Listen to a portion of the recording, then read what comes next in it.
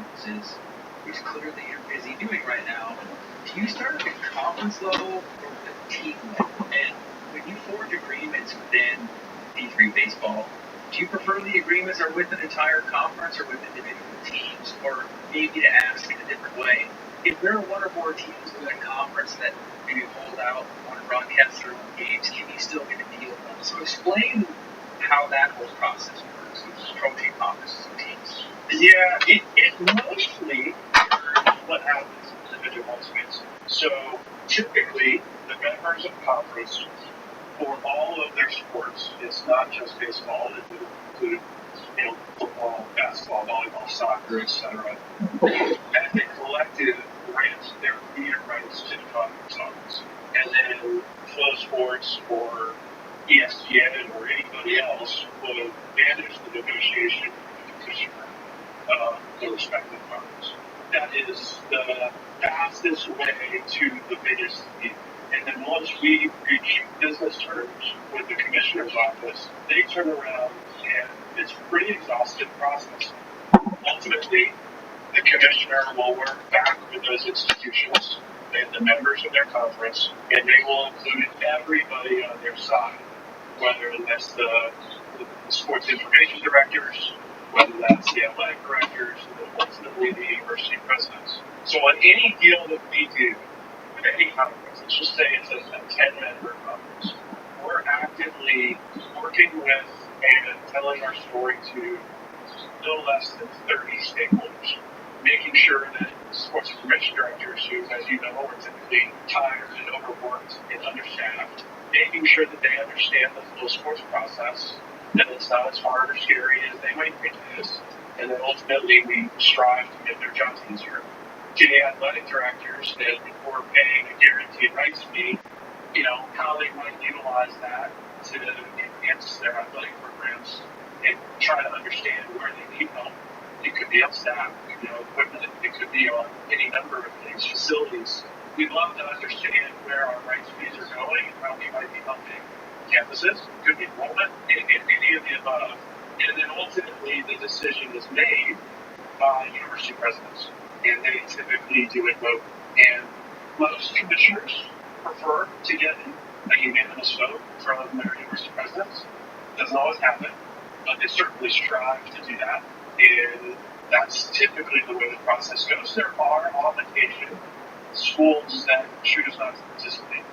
Now, they might have a fundamental disagreement with the concept of paywall, or they may be concerned that they can't meet the production standards that we're trying to elevate across D3, or they just are understaffed for any number of reasons. They may choose or can't participate at any given time.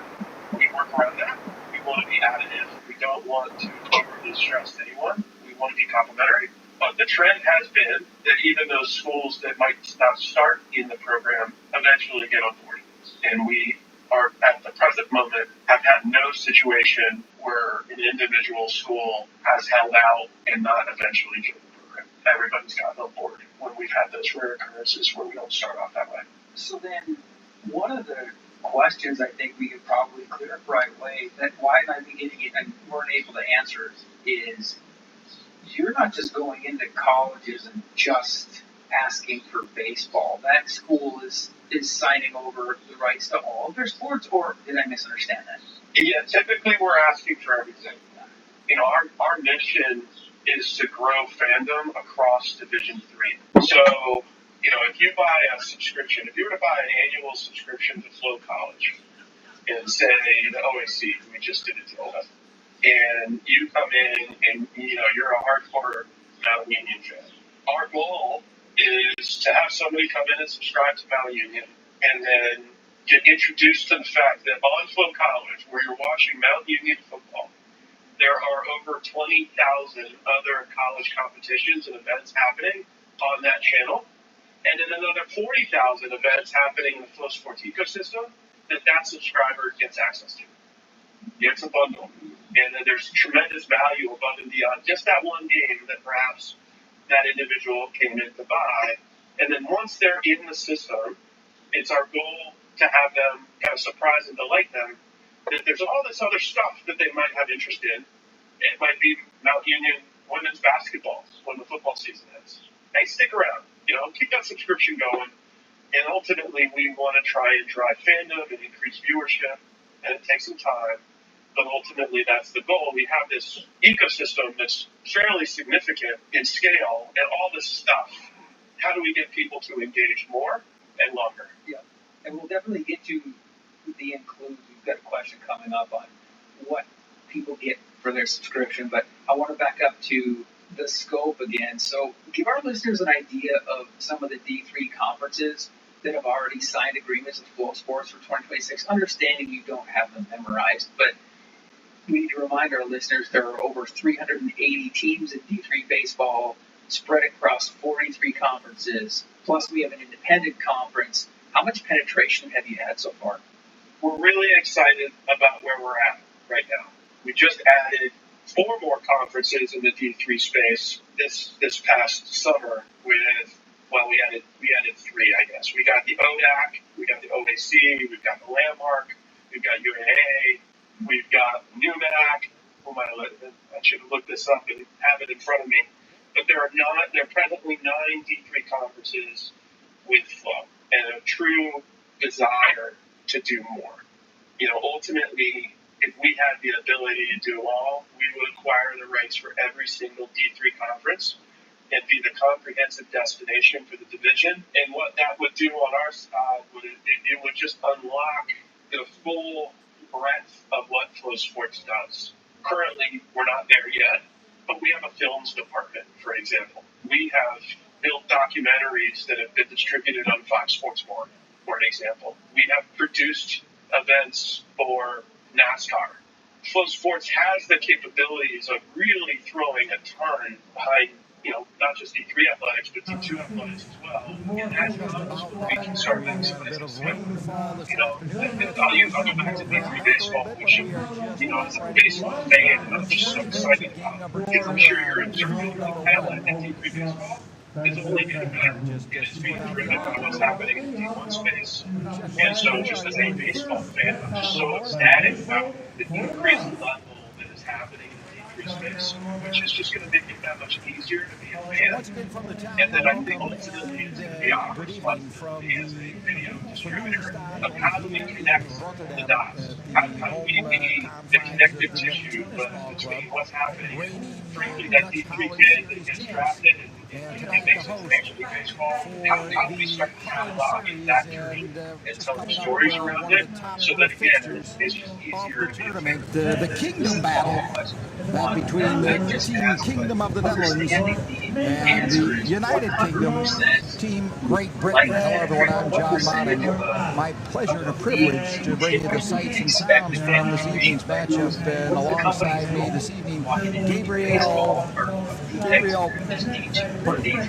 Pardon, who is pressed into service after on a short return having done service over on field number 2 with the matchup between France and Israel. Gabriel, welcome and good evening and welcome to the broadcast. Thanks very much. It's a pleasure to be here on the main field of the 2 fields, and as you will have heard a lot about today, we had multiple issues with rain, and game on the second field took a little longer to get underway, and then a series of very long innings meant for only a little changeover. But you know what? It's a beautiful night for baseball. Can't do much better than a Kingdom battle, as you said, and I'm really looking forward to what should be a superb 9 innings. It really is. Now that Mother Nature's behaving herself a little bit and keeping the precipitation off of us, it's really turned into a wonderful night for baseball here in the Harbor City. It's not too chilly. It's actually very perfect temperature. Clear skies. There may be something coming on later, but we should be long done and dusted by the time the clouds reappear over Rotterdam. So for now, the big matchup between the Kingdom of the Netherlands and the United Kingdom, and of course the Netherlands coming in as a favorite for this this side of the EC, the two pools up here in the Low Countries. Of course, we're playing a pool down in Belgium and in Italy. But Holland with a very loaded roster, and of course the great tradition of honk ball as we know it here in this country. But TGB also coming in looking to do some business.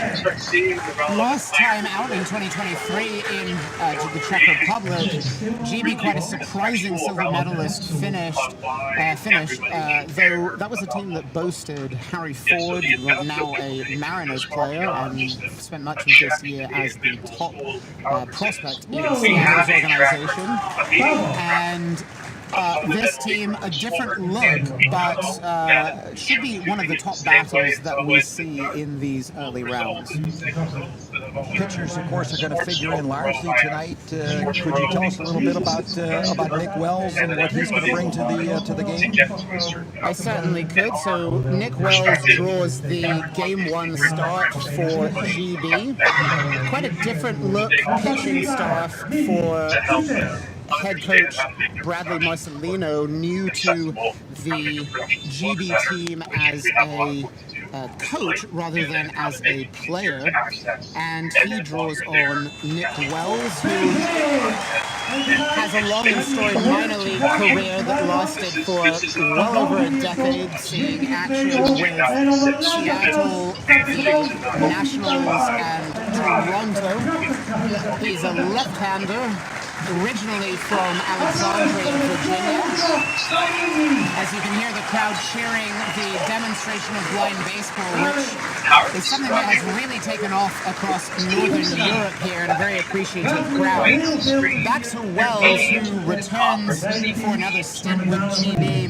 He pitched this year in the Atlantic League after spending last year with both the Atlantic League and the Mexican League. A bit of a tough league, tough result for him this year in terms of overall results, 6.27 ERA, but a K per inning, 99 Ks in 97.2 innings, and he brings the experience which GB will need to take on this very tough, very balanced, very experienced Netherlands team. Final note on GB in terms of his British career. He is, since turning pro in 2014, he returns from the last European Baseball Championship, and we'll talk a little bit more about him as the day goes on. So the teams take to the mound now, to the field I should say. Wells warming up, and we'll be underway here in a few minutes.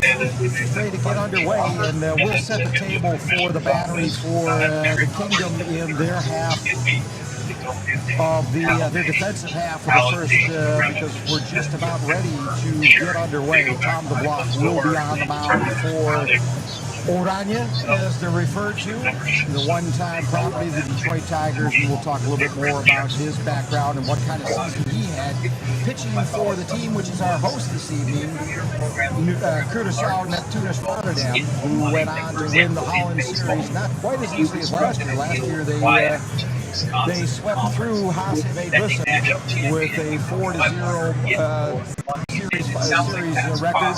This year it took them to 4-2, but nonetheless Neptunus prevailing and being Dutch champions in the Dutch Hoofdklasse, as we call the top division of baseball here in this country. Well, speaking of royalty, stepping up to the plate for the first at-bat for Team Kingdom of the Netherlands, Sir Didi Gregorius, knighted following that famous win by the Dutch way back in 2011 in Panama against the mighty Cuban national team. And what a memorable event that was, and really the launching pad to what's been a fabulous baseball journey for the man born in Amsterdam, moved as a youngster back to the island of Curaçao, and well, we'll talk about his career throughout the game. But here's the first pitch of the ball game, way outside, and Didi Gregorius looks at a ball outside to get started. It's hard to believe that Gregorius has been with this team long enough where he was knighted before most of the players in this tournament were on the field. Well, he just knighted that one, and it is in the floodlights for, hold on, lead-off dinger for Didi Gregorius. And boy, just like the good old days, Didi did it. After that wild opening pitch to start the game, Gregorius just got a hold of that one. That is the longest ball that I've seen hit today, although we did have a big home run from Israel's Rob Pala earlier. That was an absolute no-doubter despite the wet and heavy conditions here in the air. Just off the sound of the bat, you could tell that that was going to travel over right center field fence. And indeed, the Dutch jump out to a 1-0 lead here in the first inning. Another pro on the Dutch lineup, Jonathan Schoop, most lately of the Tigers of Detroit. And he takes a first pitch strike to get things settled down just a little bit. That was just what the Netherlands could have wanted to start the game. A GB team that fancied itself quite heavily, finished as a silver medalist, but of course, crucially, the Netherlands did not compete in that final last time as this ball bounces up the middle. And instead, perhaps feeling a sense that it has to make up a little bit for not being in that championship last time. This is an ideal start for the Netherlands. Absolutely, and continuing along that theme, Jonathan Schoop with a gapper that dribbles into center field, and he's on board with none away, and stepping up into the batter's box, the catcher, Hendrik Clementina. Clementina, who has played baseball this season in Mexico, a journeyman at the tender age of 28, but has seen a lot of different experiences on the diamond, both in this country and abroad. He is looking at a first ball, and the count is now 1-0.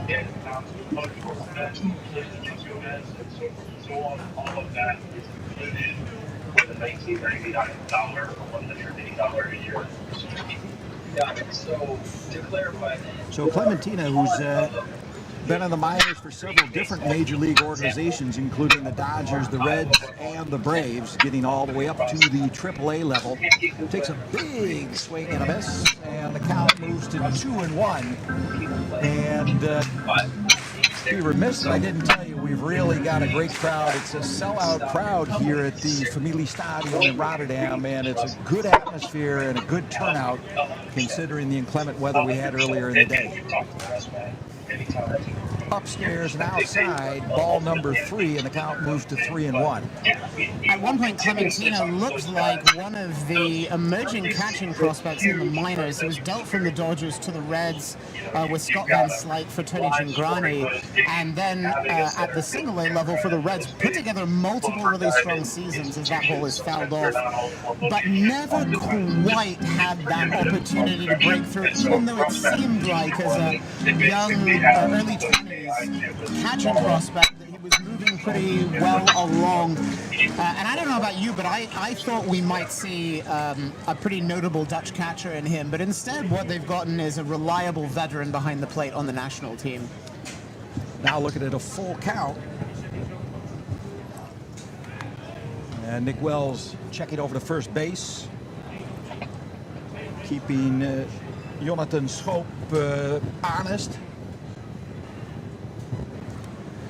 Clementina has taken over in the last few years from Sitnoff Loopstok, along with several other catchers, and he looks to be like the guy that the Netherlands will ride. Swing and a miss, took a cut at that one, and goes down swinging. Might have gotten a piece of that. I couldn't tell either, and I was waiting to see whether we might have any reaction. But nice change-up, though, I think, from Nick Wells to get Clementina on that 3-2 count. And if he did get a piece of that, Cresswell doing a good job of hanging on to the ball. Now that will bring up the third baseman, brother of the man currently occupying first base, Charlon Schoop, trying to see if he can't get something going with one away to move Jonathan down the base paths. This is a pairing that Dutch fans know incredibly well. And you know what? I think I'd go as far to say that non-Dutch fans actually know this brother pairing very well. They've really made a name for themselves over the years, both in Dutch baseball, and of course the Dutch extremely proud of what the brothers have been able to do outside the Netherlands. As Charlin looks for a 1-1 count, rung up as a strike by home plate umpire Tim Martin Meyer. Cesar Quintana is the first base ump, and down third base, now shifted over to second, of course, is Alessandro Spera.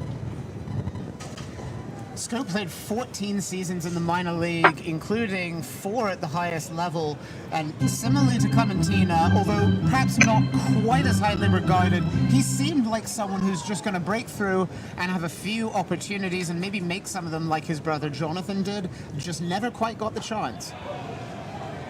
Charlin goes down looking. Wells pulled the string on him there, and Schoop just did not look like he was expecting that at all. This is a nice recovery from Wells, who looked totally wild on that first pitch, then grooved a pitch to Gregorius following that, then gave up the hard single up the middle to Jonathan Schoop. And then since then, back-to-back Ks. That's a nice recovery. Absolutely. Next up for the Dutch, their first baseman, Jurimi Profar. Ball popped up into the stands over the netting, and a souvenir for the young man from Eiselstein. Going to go home with an official game ball. It's great to see a full stadium, packed, everyone on their feet trying to get that foul ball. There's something quite special about that, and in European baseball, events like this bring out that really special crowd feeling. Of course, this year the European Championship taking the place of the traditional World Port Tournament, which the Rotterdammers and the Dutch baseball public are very accustomed to filling up this venerable stadium. So we've got a good crowd on hand, and we expect throughout the week good support for the Dutch team, but we also had a good turnout up here for the previous game on this diamond between Germany and the Czech Republic. Lots of Germans making the trip over to watch the baseball here in the Harbor City. Something that was quite neat was that the Deutschland fan club, and I'll return to that in a moment. Profar fouls away another pitch on 0-2, and the count stays the same. The Deutschland fan club distributed free German hats to the first 100 fans in attendance. So not an official giveaway by the Rotterdam Baseball Week committee that is running this, but instead an impromptu one. And yet again, what a fun thing about an international tournament, especially a continental championship. So yet another 0-2 pitch. There's 2 away, and a man on first. There's a ball hit right back to the shortstop. They'll go for the lead runner and retire the side. So the Dutch leave 1 on base, but score 1 on a tremendous crash into the night sky by Sir Didi Gregorius. As we move to the bottom of the first, the score, Kingdom of the Netherlands 1, Great Britain 0. We'll be right back.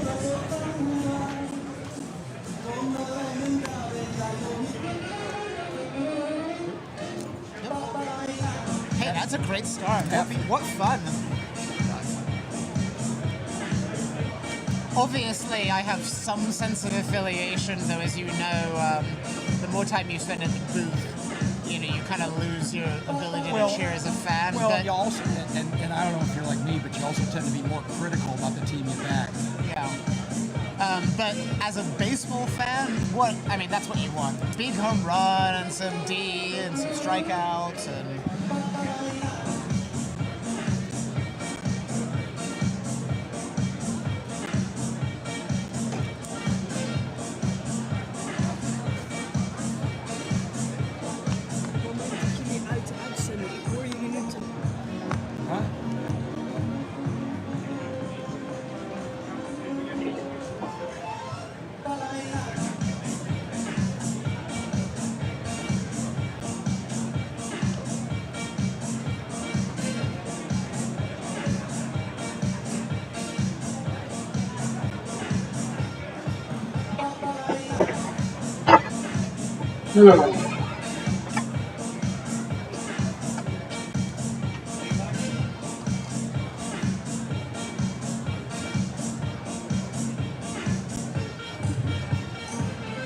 The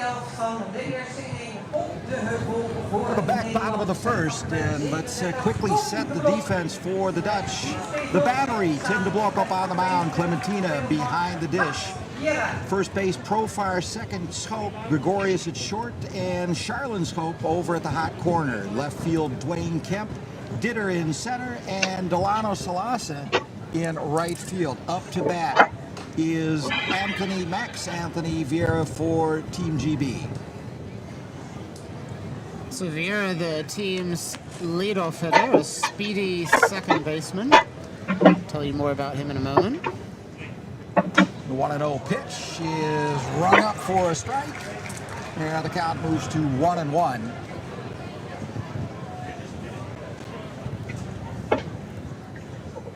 De Blok fires another one in and gets the same kind of sign from the home plate umpire. And it's 1-2. De Blok pitched brilliantly in a couple of games in the Holland series, really doing a hell of a job up on the mound for Neptunus. And doing a pretty good job for the Kingdom as well. Don't know if Vieira really agreed with that one, but it's going to be a strikeout swinging all the same, and Tom de Blok retires the first batter in the GB order. Vieira looked as if he was just totally unprepared for all three of those strikes. Even if that last one was possibly a bit more marginal. Looks like de Blok has his breaking ball going really nicely for him tonight. That'll be a huge weapon. And he loves to throw it when he's ahead in the count. Throws the rest of the repertoire pretty well. Has a fastball somewhere in the 94-mile-an-hour vicinity, which, of course, for the Dutch Hoofdklasse is throwing pretty good heat. As he now is facing the second batter in the order, third baseman Nick Ward. Ward was a real spark plug for GB in its 2023 championship game run, and at that point was debuting for a team and has already in the 3 years since then become one of the team leaders. As this pitch goes outside, made a name for himself at that European Championship in Brno after going yard on a couple moonshots and then using that to ink a pro contract to return from independent baseball to affiliated baseball, where he's put up some decent numbers over the years. So de Blok catching up in the count. It's now 3-1. As Ward waits on the delivery. You can see, by the way, he had that foot raised up. He was looking to tee off on one with a head in the count. Fouls that one off into the netting, and now looks at a full count, 3-2, one away here in the bottom of the first. De Blok looks about as locked in as he gets, working on all cylinders at this point. And as per usual, working very quickly. Payoff pitch, just missing, and he's granted Ward a 90-foot trip, courtesy 4 balls. And GB has their first man aboard with one away. De Blok could, I think, quite reasonably feel like he executed the pitch that he set out to there. A pitch missed by inches. I'm going to say it was down low. But to be honest, when it came in, I was thinking that was called strike 3. However, Ward is a pesky hitter who may not necessarily have a high walk rate, but does a good job of controlling the strike zone and indeed will reach first base. Does have some speed, so could be a chance to put a runner in motion. Well, Will Cresswell up at the dish now, normally occupying the position behind it in defense, the catcher for the United Kingdom. Looking to see if he can't get Ward down the base paths here with one away. Big swing and a miss. And the count moves to 1-1. Cresswell was definitely going for extra bases there. And he is making his debut in this game. First ever appearance for the Lions. De Blok delivers and runs yet another one right down the pipe and past Cresswell. And gets ahead in the count, 1-2.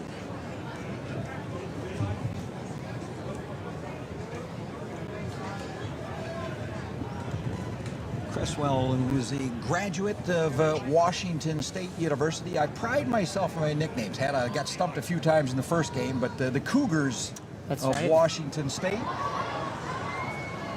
Once where Cresswell called home. Fouls one up on top of the aluminum roofing.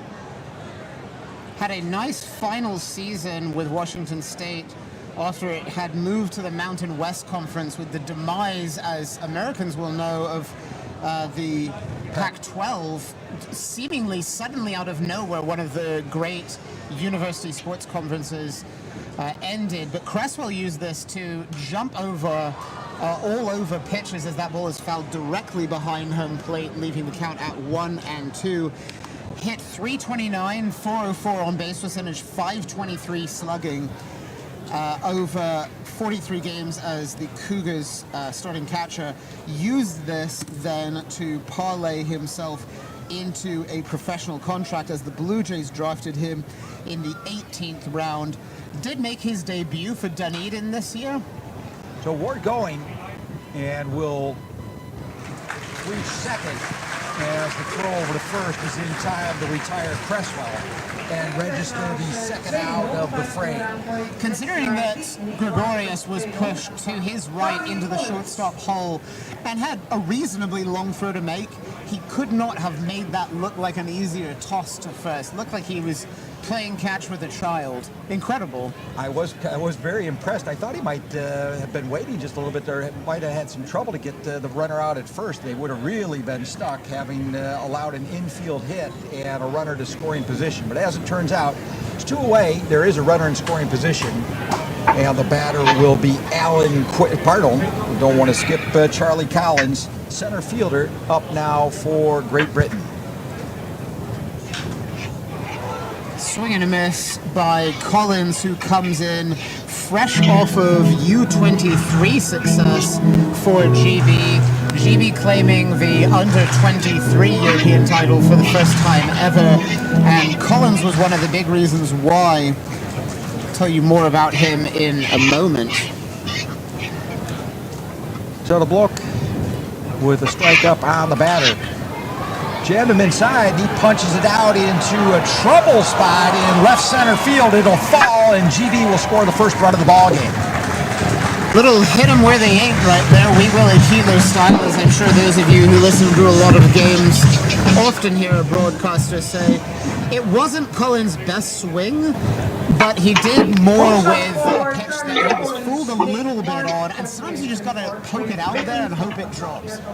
And drop it did, and Nick Ward coming across the dish to register the first run of the game for GB and tie up the score at 1 apiece.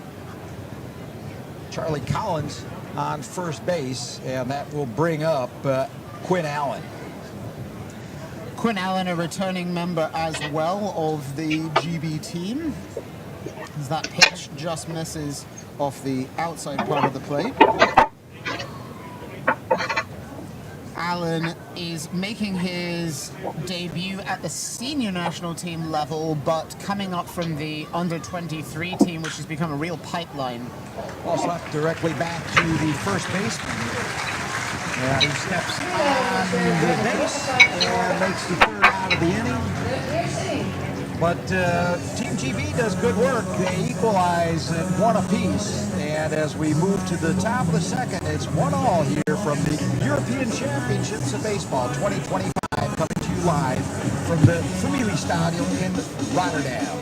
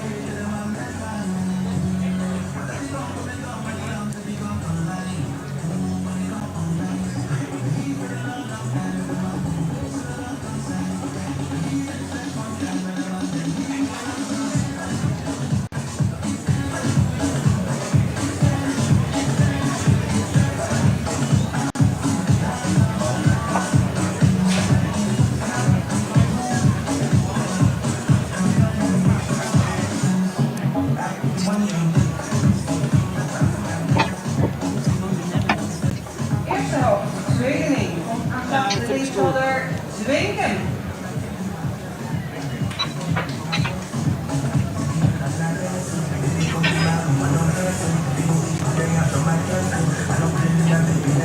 Top of the second, and that will bring up Dwayne Kemp to the batter's box. Dwayne playing on home turf as a member of the venerable Neptunus Ball Club.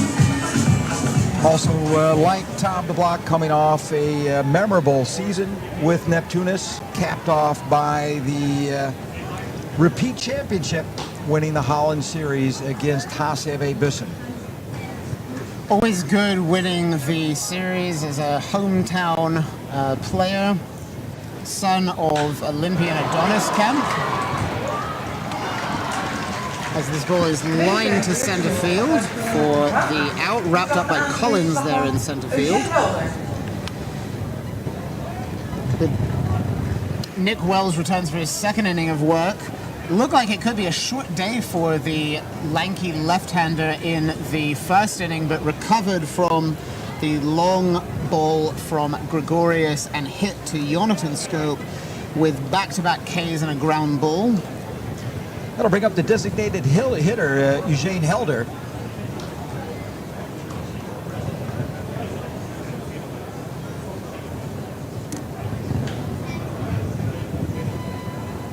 Helder from Oranjestad in Aruba, representing the kingdom at its very best, and played baseball this year in Italy for San Marino. Made the move over from Bologna, and he's turned into a real force in Italian baseball, routinely putting up averages around 400, reaching base a lot, bit of power as well. Swing and a miss for Eugene. And the count evens at 2-2. Looks like Wells put a slider past him there, had Helder swinging from his heels a little bit on that. And he thought he had him there, just missing on the outside half. So Helder now facing a full count as Wells gets set to deliver. Big swing and a miss, and Eugene Helder is retired, has a couple of words for the plate umpire, but nonetheless will walk back to the dugout empty-handed. There was no doubt about that pitch, though. High heat, little high in the zone, but very much a strike. I suspect that Helder's comments had more to do with the previous pitches than they did that one. And that's an encouraging sign for GB fans that Wells is locating that fastball and able to use it to put guys away. Center fielder Ray Patrick Ditter, the next Dutchman up to face Wells. Ditter playing center field today. And he received yet another slider from Wells, who went back to more or less the same zone and got the cold strike this time. So Wells working low and inside to right-handed hitters. Be interesting to see if we get another high fastball here. The man they call in the dugout, RPD, digging in and lays off a pitch that misses. And the count moves to 1-2.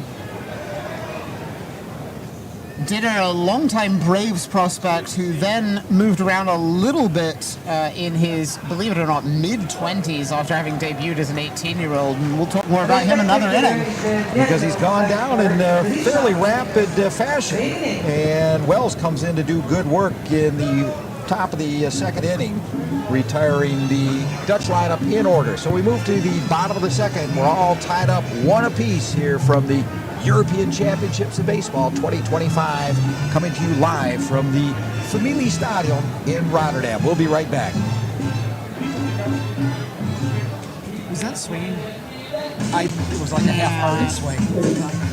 Great job, guys. It was slugging. Yeah, that's exactly what I was doing. We changed the online scoreboard because the Netherlands simply doesn't fit on the scoreboard. It's not the official name in the tournament, but otherwise the S goes through the one, so I mean, maybe you can mention I've it. been telling them to call it Tigger for years, so I'm very happy. Very, very It sounds way better. much cooler.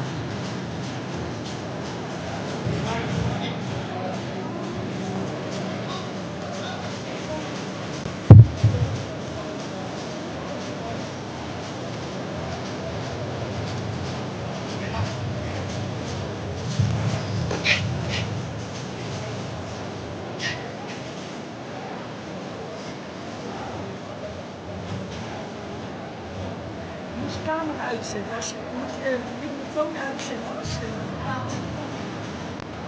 gewoon letterlijk wat je neemt.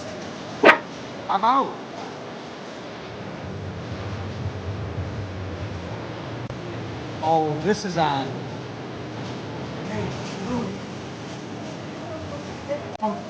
Veel rekening met slagprijzen aan de wetenschap.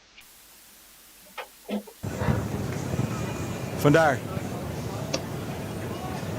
Yeah, welcome back to Rotterdam. And the bottom of the second inning with Michael Flaherty in his first appearance in the batter's box. Ball missing outside for Tom de Blok. Flaherty, someone who's come up through the GB youth system and featured on the 2023 European Baseball Championship in his senior national team debut, as that one is sky down the right field line into the bullpens down there. GB scored 1 in the first inning after Nick Wood walked and moved over on a ground ball, then scoring on a bloop hit by Charlie Collins, as this ball comes in high to make the count 2-1, back-to-back balls after the fly ball. Flaherty, a infielder who can play pretty much any position, although you won't see him at first base, and takes a cold strike 2. So 2-2 to count to Flaherty. As de Blok looks in for the sign, and now gets ready to deliver. Swing and a miss, and Tom de Blok dispenses of Michael Flaherty. Michael Flaherty is de eerste opgetuigd door... Strikeout to begin the inning. Now that will bring Julian Sanders up to the plate. De Blok there using his full arsenal, and for the Dutch, it's good to see him reestablish himself and pick up the pace after a few scrappy plays caused a run to score in the first. That pitch misses. Must have been a little bit high to Julian Sanders. Played this year at the University of Washington, as that ball is low for ball 2. Transferring to the Big Ten D1 University from Claremont Mudd Scripps, and having a 3-year career in California D3 as ball 3 comes in. That was truly excellent. Averages of 331, 398, 386, and bags and bags and bags of home runs. This year didn't see as much time, but still pretty regular for Washington as the cold strike comes in. De Blok behind of the count, 3-1. Foul tip, and a full count now up on the scoreboard. Great pitch by De Blok there. Looks like he went to a changeup on 3-1. Had Sanders almost totally fooled. Sanders fights one off, and that's over the roof down the first base side. Returning to Sanders just for a moment, he set the school record, that's Claremont Mudd Scripps, for home runs during his only 3 years there. Ball swatted into right field, will drift foul. Just for a moment there, that ball looked like it might drop down the right field line, but just continued to flare. I'm just living in fear that you'll ask me the nickname of Claremont Scripps, because I don't have the foggiest notion. I'm also struggling to come up with it, and if the two of us can't, it must be a small Obscure. West Coast D3 school. Nice pitch there from De Blok to get Sanders with his back-to-back K. What an AB, though, between the two of them. Started out with 3 balls, then a cold strike to Sanders, swinging strike, back-to-back fouls, and then finally catches Sanders. That was a great little battle. Fought him right through that at-bat, and now he's facing Chris Bear. Bear, the left fielder for the United Kingdom.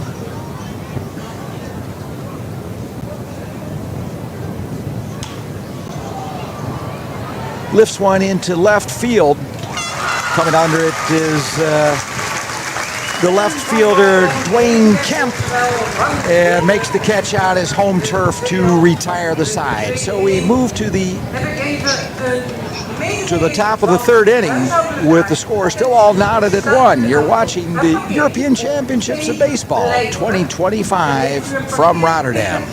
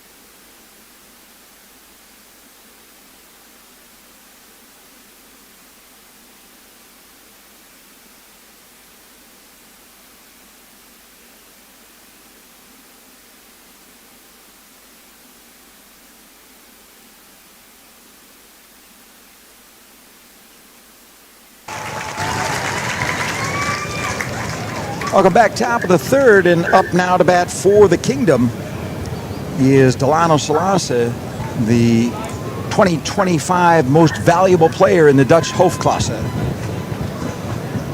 Salasa has turned into a regular for the Kingdom of the Netherlands despite only being 25, and let's face it, as loaded as this country is with infielders, being able to crack the lineup at that age is quite an accomplishment. Salasa, one of the busiest off-season telephones in Dutch baseball. Seems like every club always giving him a call after the year because everybody would like to have Delano Salasa in the lineup as he jams one just beyond the reach of the second baseman and is on board for a leadoff single. A great example there of what Salasa can do. Poke a ball, beat it out, and now I think GB will be prepared for some havoc on the bases as he has a lot to offer.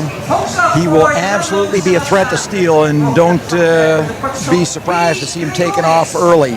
Didi Gregorius, who got us off to such a stupendous start in the top of the first, a second pitch home run into the nighttime sky, is back up to bat for the Kingdom.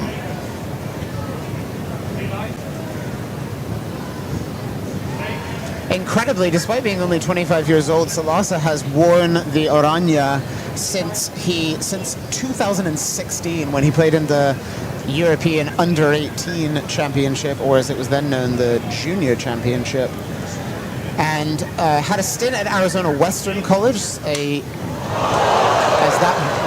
Broken bat shot down the line, handled there by the first baseman. Steps on the plate to make the play as Allen retires Gregorius, moving Salasa over to second base. On those kind of plays, one is always just glad that everyone's safe, because a shattered bat, especially one that's going right up a line where action is occurring, can easily lead to injuries. But in that case, Sanders looked like veteran in that he just waited for the bat to land, grabbed the ball, made the play. But moving the speedy Salasa over, and he can score on just about any kind of hit now. So effectively about the same as a bunt, moving Salasa down into scoring position with one away. And the batter is Jonathan Schoop. Schoop hacks one over the stadium off to the first base side. Singled up the middle in his first AB, eventually erased on a force out. Of course, he had an 11-year career in which he showed a mixture of versatility, surprising pop, especially as a second baseman, and accumulated 19 wins above average across those 11 years, 254 average, 174 home runs in the big leagues for Jonathan Schoop. Incredible for someone who was finished with his career by age 31, though at least only at the major league level, as we know. Schoop looking down the 1-1 offering, takes a big cut, comes up empty, and the count moves to 1-2. It's the second inning in a row in which we've seen Schoop go after something with the idea of driving it a long, long way. He's clearly waiting on something specific from Nick Wells, who's mixed a inside slider with a fastball quite well, locating that fastball particularly well. Schoop coaxes one down the third baseline. The throw will be in time. Nice Long throw across the diamond by Ward to retire Schoop, but Salasa scampers over to third, and albeit with 2 outs, there's a runner 90 feet away from the plate. Nice job by Ward there to keep a hold of a ball on a pretty sticky infield that actually took him into foul territory as he fielded it. And then instead of opting for his strongest possible throw, went for accuracy and got the out pretty straightforwardly on the bounce at first base. That's a long throw on the move for a third baseman. Ball up and inside to Clementina, as the catcher coming up for his second trip to the batter's box tonight. Struck out the first time. Big swing and a miss, and the count moves to 1-1. Salasa being very active down there at third base, requiring a lot of attention. Wells once more going to that low inside pitch, in this case a fastball, and he's really, really doing a good job working low and inside in the zone and then expanding upwards as necessary.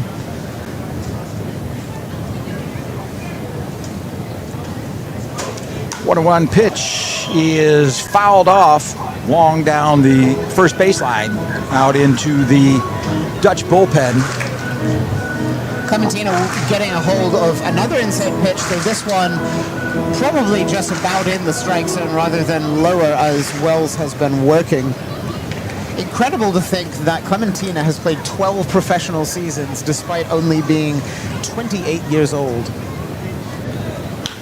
Clementina knocks one right back to the third baseman. Ward gloves it and retires the side. So they strand Salasa at third. And we go to the bottom of the third inning, still tied up 1 apiece. You're watching the European Championships of Baseball 2025 from Rotterdam. We'll be right back.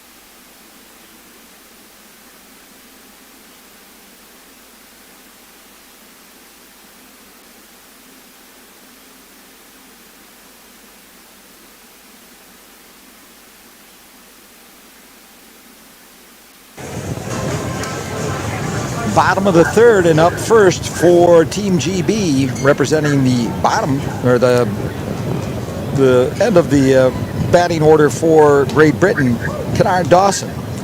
Dawson, a great discovery back in the months leading up to the 2021 Under-23 European Championship, as that ball is fouled directly over us. Alas, the netting comes all the way over, and we're going to have no chance of catching a foul ball. I don't know about you, but a souvenir is always a fun thing to take home. So there's a little gap in the netting where we might win the lottery, but besides that, very little chance of going home with a baseball this evening. Here's one popped up that's going to be in play. Catcher Clementina lets it disappear into that big old catcher's mitt for the first out in the bottom of the third inning.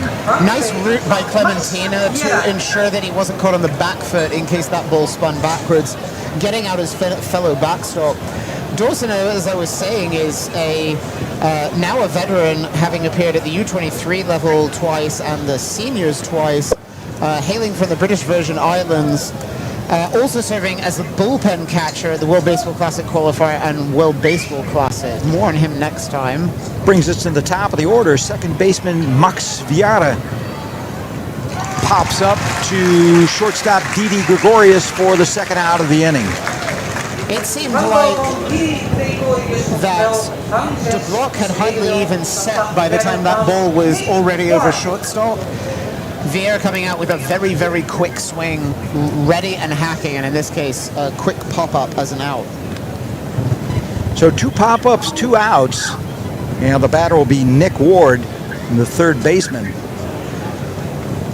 Ward had another fantastic year in independent ball, as that pitch is outside, this time for Lancaster in the Atlantic League.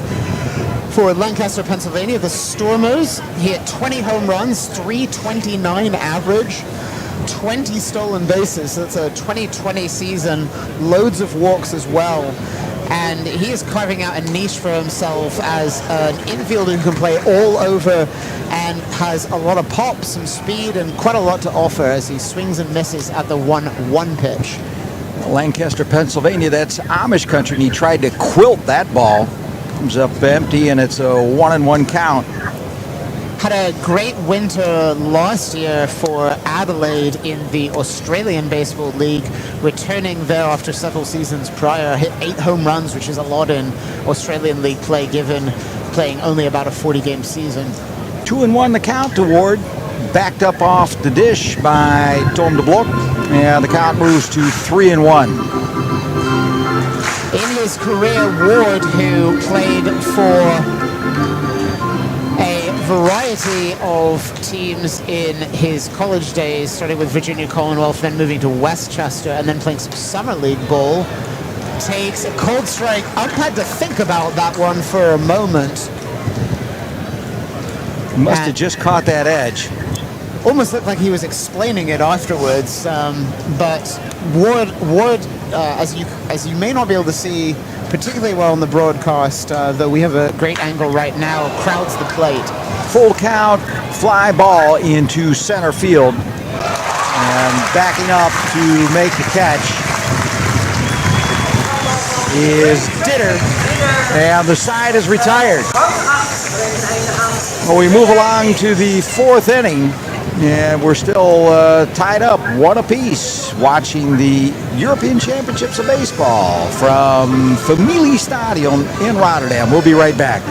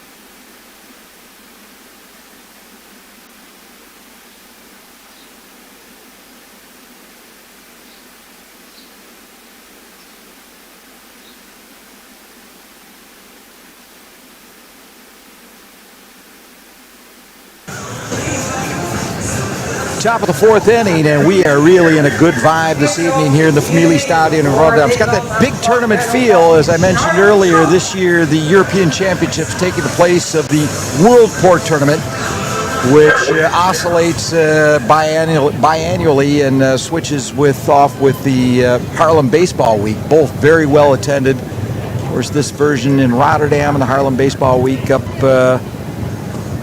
north, just outside Amsterdam on the North Sea coast of the Netherlands. Both very well attended and both have a great vibe, and that's being replicated here this evening for European Championship Baseball. Charlin Schoop, the leadoff hitter for the Dutch in this inning, grounds to the shortstop, and it is flipped over in time for the first out. A few places in Europe that have such good atmosphere as the Netherlands, particularly in a home game. And this, as you said, feels like a crowd that really appreciates good baseball, which is one of the reasons why there are so many good tournaments played here. The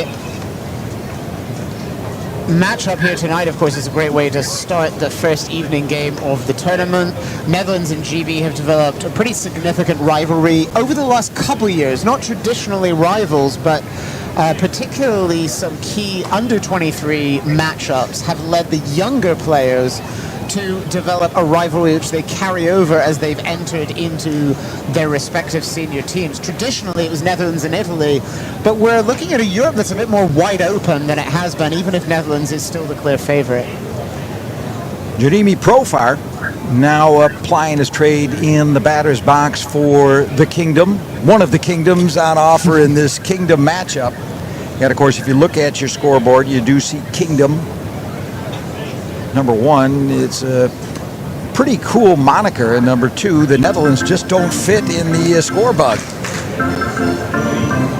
And that point of clarification, and Profar enjoying a little bit of an advantage against Wells at the moment. 3-1 the count. As Profar whacks one into center field, and a diving catch by the second baseman to take away what may have been a base hit. That was truly a Gold Glove level play from the second baseman Vieira. To be honest, I thought the center fielder Collins probably had a beat on it, might have had a shot. It was going to be close, and then out of nowhere, Vieira just suddenly appears, as you can see on that screen, leaps up, races to take it away, and I suspect he had no idea that Collins probably had a chance on it and made what was definitely a hit-saving catch. That was a truly remarkable web gem. There's another fellow who normally plays second base here in the Familiestadion, Dwayne Kemp, normally to be found at the Keystone corner for the Neptunianen. Now out in the outfield with that all-star infield called up for the European Championship, and he's getting ahead in the account a little bit. Tough strike zone to hit, very diminutive size to thread the needle for.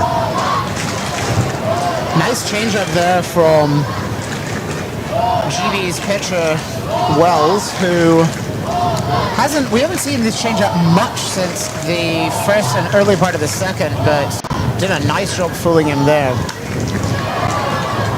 Kemp fights one off, down into the Dutch bullpen. Dutch are actually the away side this evening, occupying the dugout down the first baseline and the commensurate bullpen. In fact, they'll play 2 of their 3 games here in the opening round of the tournament as the away side. As the crowd has showed today, as that ball is fouled off directly behind home plate. Netherlands is never the away team when it comes to the crowd. We have a rollicking crowd here, really, really supportive. Almost no empty seats in the house, and considering the changes in time and delays and so forth, really appreciate such a big crowd there. And for those of you who aren't here joining us on the live stream instead. Kemp slaps one foul down the third baseline. Big shout out to Mother Nature for cooperating finally. She was a little bit tempestuous this morning and this afternoon. but settled down and gave us a very nice evening indeed for a game of baseball here in the Harbor City. I remember noting late in the previous game on the other field that we had some surprising sun after a day in which we had multiple deluges. Big swing and a miss for Kemp, and he is a strikeout victim of Wells in the final out in the batting order for the Dutch. And we move to the bottom of the fourth with the score all tied up at 1. You're watching the European Championships of Baseball 2025 from Rotterdam.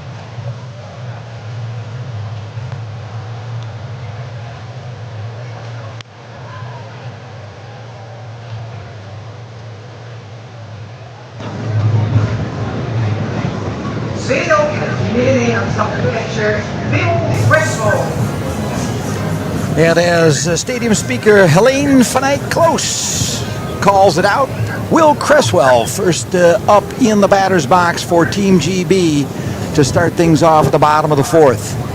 Cresswell grounded to short in his first AB in the first. To recap comments made last time, he's now a catcher in the Blue Jays organization, played this year 7 games at Dunedin, 5 hits in those 7 games.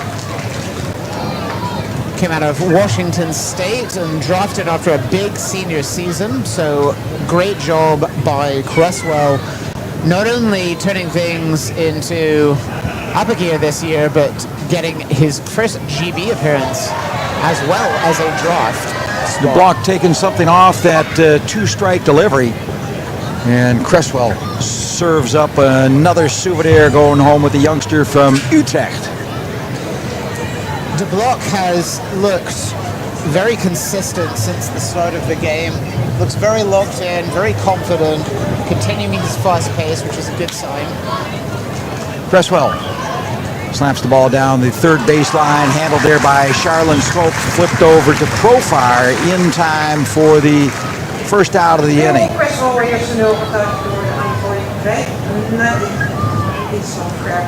Cresswell moved fairly well up the line for a catcher, but really no chance on that one. Brings up Charlie Collins, GB center fielder, and looks like a real find for the GB program as De Blok fires, gets a swing on that inside fastball to Collins.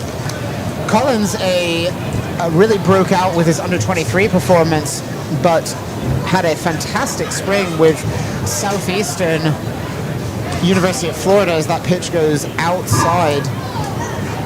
Hit .393, 40 win on base percentage, .577 slugging as the team leader there, stole a bunch of bases, played center field as well, and lines this ball to center field. Now hitting cleanup as a 22-year-old for GB. So Collins, with his second base hit of the evening, gets on board with one away. Now that will bring Quinn Allen up to bat for the United Kingdom. Allen in his first at-bat bounced a ball to the first baseman that was wrapped up quite easily for the out. Swung at the first pitch on that one.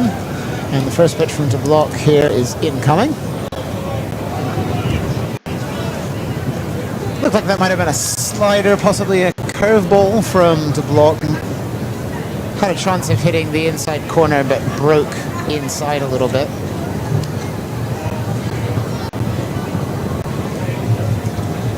DeBlock readies for the 1-0 pitch. Missing again. The count moves to 2-0. I don't know if you fancy a guess at the mascot of Allen's university, which is Erskine. I believe that's the Bears. I thought the same thing, and I think they may have changed recently, as Baseball Reference is suggesting something else as he bounces the ball through the right-hand side. Nice job of going where the pitch took him. So Allen, with the second base hit of the stanza, moves Collins over to second. And 2 aboard with 1 out. And the batter will be Michael Flaherty.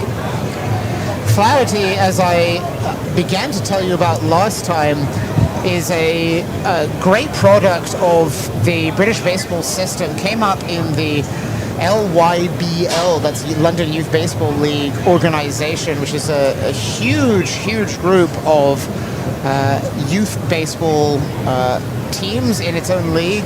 Then moved to the London Mets, which recently won the 9th consecutive British Baseball Federation National League title in a row. 11th overall, as you can see if you're interested, at projectcob.co.uk, the official archive for British baseball. And he's worked his way up through the British youth system and now hitting 6th in the GB lineup. DeBlock delivers and gets himself ahead in the count now, 0-2. We saw this a lot in the Holland series. DeBlock putting a couple of batters on the base pass and then settling down to retire the side. Beautiful breaking pitch from him there, though. Had more lateral movement than we've been seeing previously, a little more vertical, but that one broke really nicely over the plate, and Flaherty had just no interest in it at all. Runner on second is Charlie Collins. Runner on first is Quinn Allen. Plenty of speed on the bases for GB, especially the lead runner. Block readies for the 0-2 delivery. Taking his sweet time about it.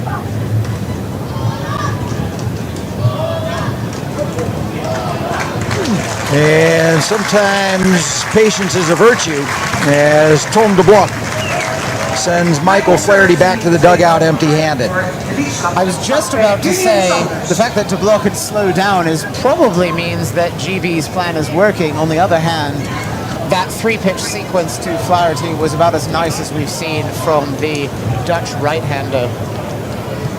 Yeah, he put 2 on board and then settled down really nicely against Flaherty. And now with 2 away, his prospects of getting out of the inning looking a little bit better for Tom DeBlock, as Julian Sanders takes his cuts against the veteran for the Dutch.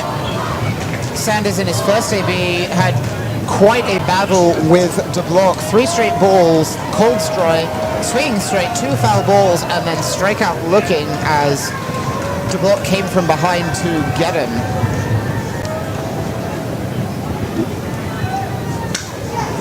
There's a ball just about knocked into the dugout.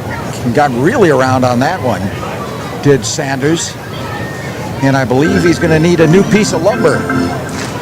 Fitting in this neighborhood, we're on the Abraham van Stolkweg in Rotterdam, named for Abraham van Stolk, a one-time lumber merchant here on the waterway that is just adjacent to the stadium.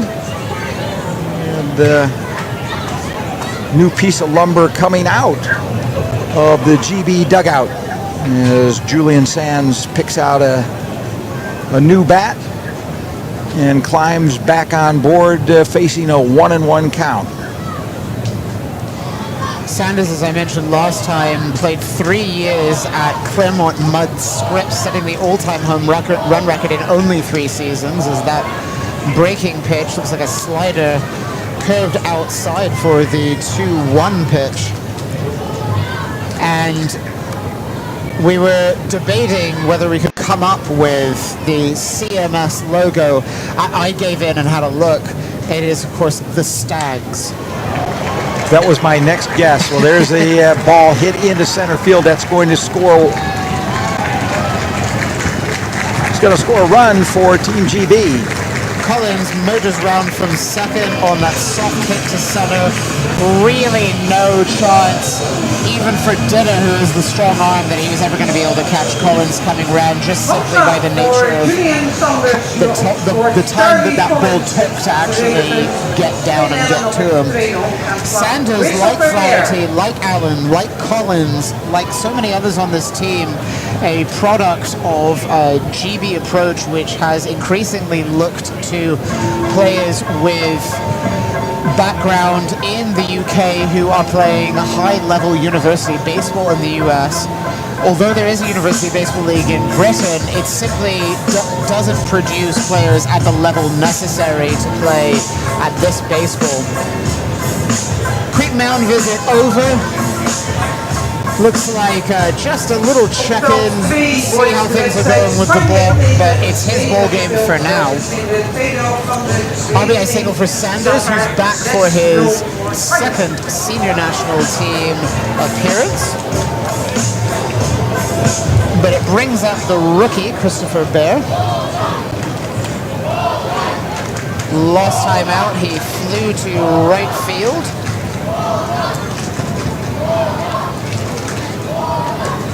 Came out with 2 outs last time and 2 outs this time, but this time he has a chance to do some damage with Quentin Allen on second base, Julian Sanders on first. 1-0 pitch. Coming up from DeBlock.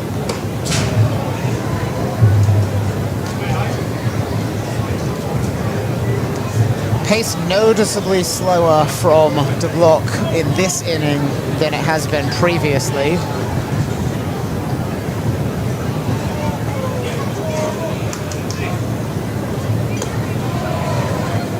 Taken again, and rightfully so, as DeBlock finds himself behind in the count, 3-0.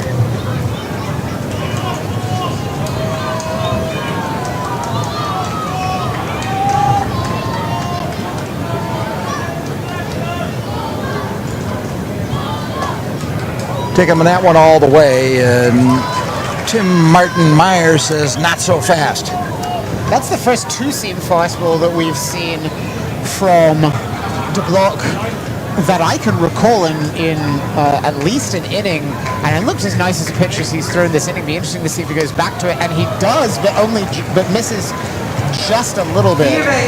So DeBlock loads him up with 2 away, and coming up to bat now is Kennard Dawson for the United Kingdom. First time jamming the sacks for GB. And it'd be interesting to see here what happens should DeBlock not get out of this jam. Will this be his last batter? Or if he gets Dawson here, does he have a chance of staying in the game? I think there's a chance this might be it no matter what. Dawson plants one on the roof.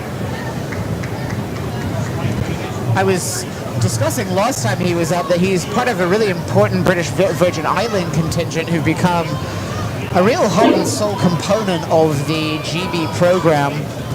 He spent time in the catcher and the outfield, and it was partly as a result of his time catching that he switched from outfield to back behind the plate. But his first games in the outfield for GB, then had a chance to catch and has settled in as a regular behind the plate. Dawson fighting off 2 pitches for 2 foul balls and 2 strikes. 2 away, bases still loaded. Dawson resets things, stepping out of the batter's box and then fairly quickly right back in, and Tom DeBlock ready for the 0-2 delivery. And DeBlock threw him a breaking ball that Dawson decided to have a look at but not jump on. And he's rung up for a strikeout looking. Well, he moved to the top of the 5th inning following another run scored by Team GB as they take the lead, and it's a 2-1 affair here in Rotterdam. We'll be right back.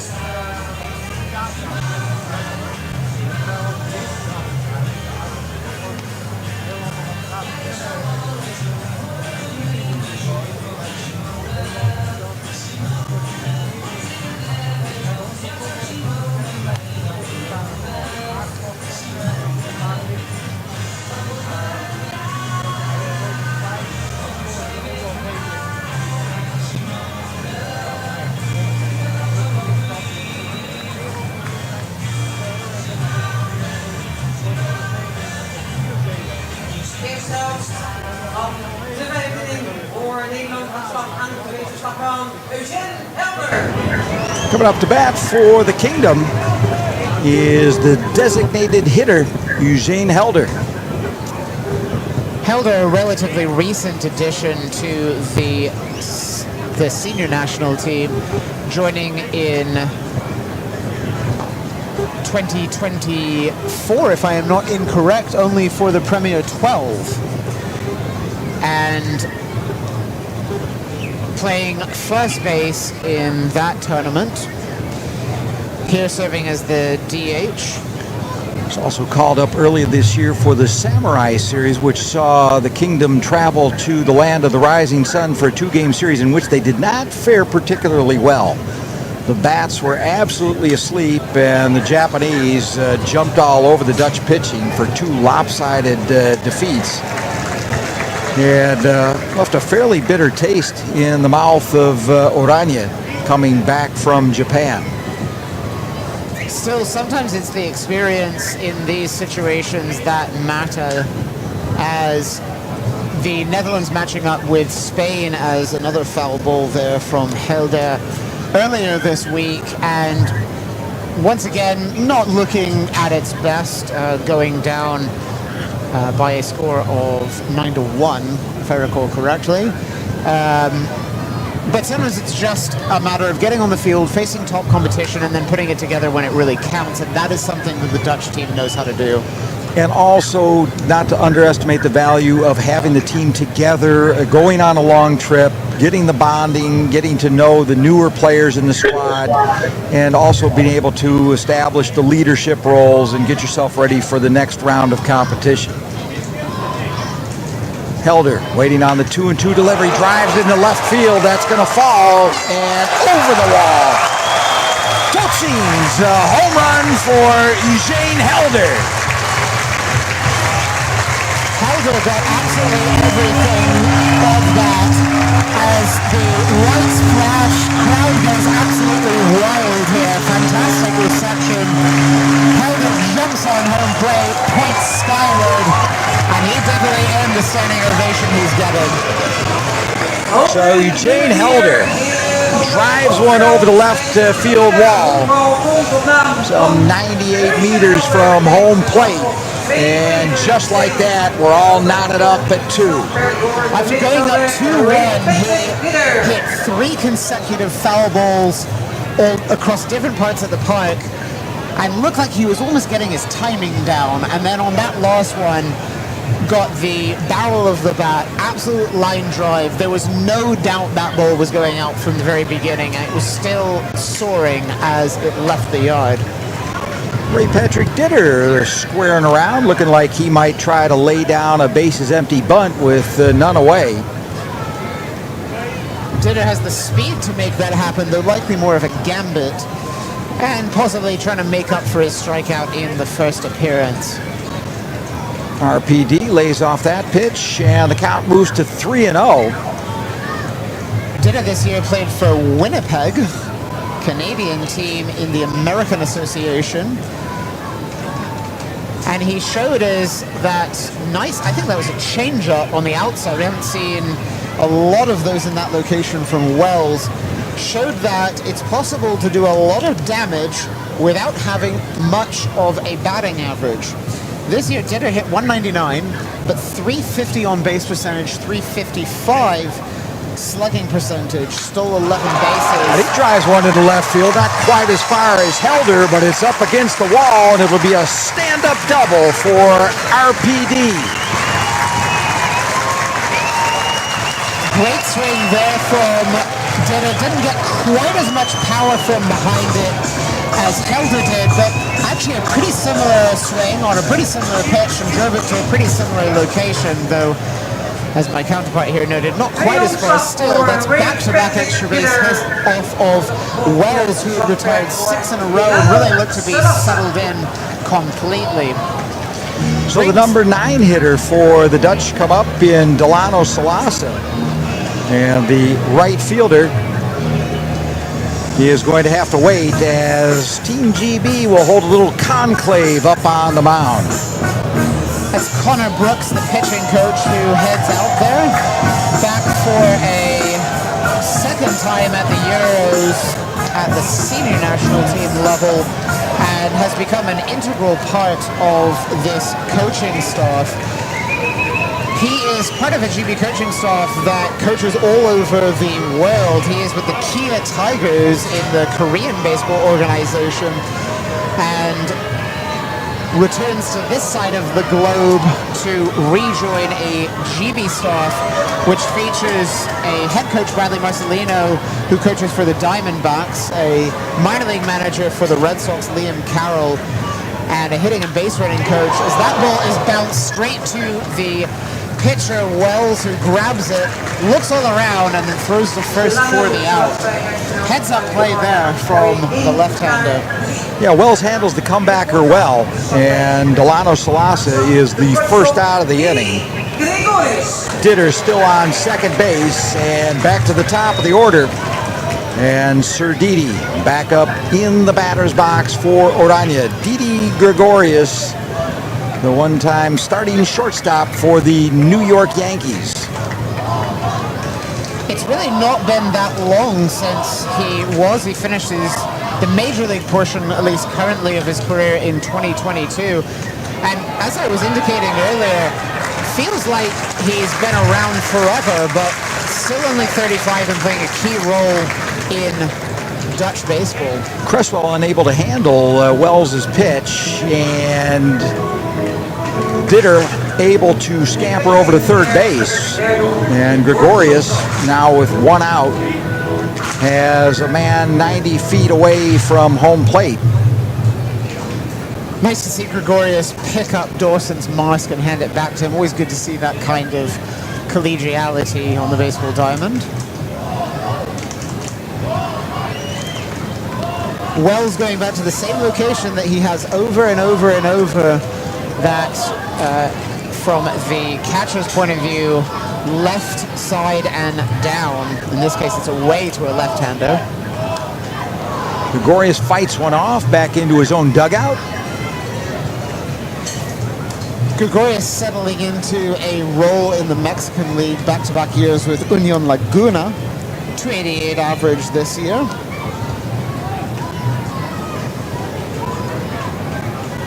Quite the accomplished artist, by the way. Likes to draw in his spare time. Really drew a strike on that one. and goes down swinging. So Gregorius is the second out here in the top of the 5th inning, and that will bring up to the plate Jonathan Schoop. Another nice changeup there from Wells, who's been deploying that, especially when he's ahead of the count and 2 strikes. Looking like a real out pitch for him. Schoop 1 for 2 in the game, single in the first, ground to third in the third. Big hack on that first pitch, I should say. Dutch fans certainly like fast pitch softball, as do GB fans increasingly, and with the European Softball Championships recently concluded, much to the chagrin of both the Netherlands and GB, fast pitch still in the mind for me. Dutch ladies losing to Azzurri as Italy took the honors. And in absolutely heartbreaking fashion for the softballsters, who took Italy to the final inning, losing on a walk-off in just one of yet another classic Italy-Netherlands fast-pitch matchup. GB having to settle for third after title aspirations for one of the fast-rising fast-pitch program. And Europe is really becoming an amazing place to watch high-level fast-pitch. For quite a long time, it was really just Italy and Netherlands, and over the past few years, a number of other nations have developed great programs as that ball is fouled off. The 0-2 pitch to Schoop, missing outside, and the count moves to 1-2. Wells looking low and outside, as he has so frequently in this game, really staying low unless there's a reason to go high, and he's located his fastball well at the top of the zone, but not utilizing it much. And let's face it, that's not really that surprising against the Netherlands. 1-2 the count. Missing again outside. Trying to get Schoop to chase something he doesn't want to, and it's now a 2-2 count to the second baseman.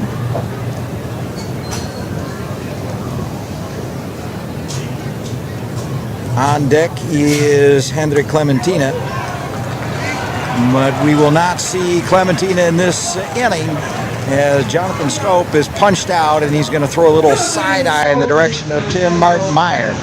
But all the same, will trundle back to the dugout empty-handed. So we move to the bottom of the 5th with the score all knotted up at 2 apiece.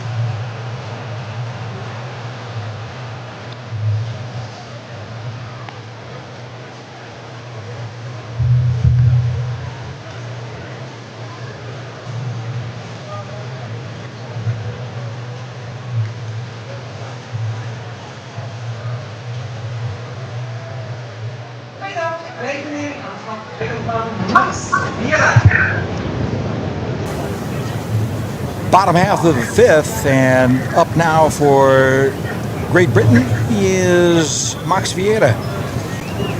Vieira making his senior team debut, I should say debut full stop on the senior team this time.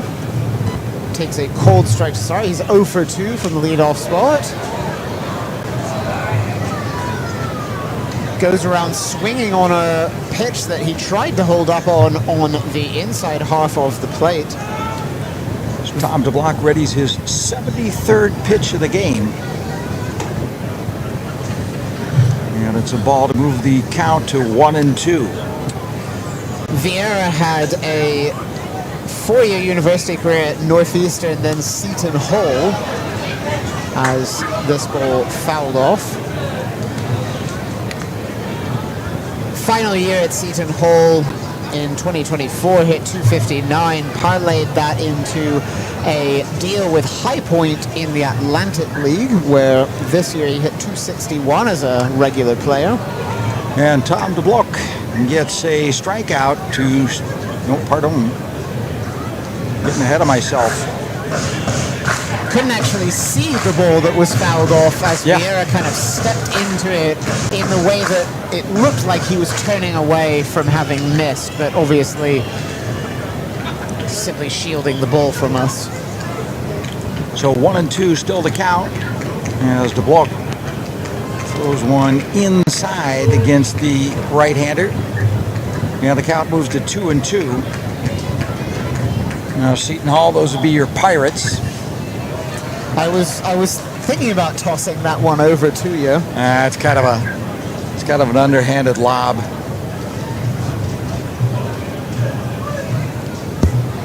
And High Point in the Atlantic League, any idea? It's harder to keep track of independent league teams. There's a ball fouled just back up and over our commentary position.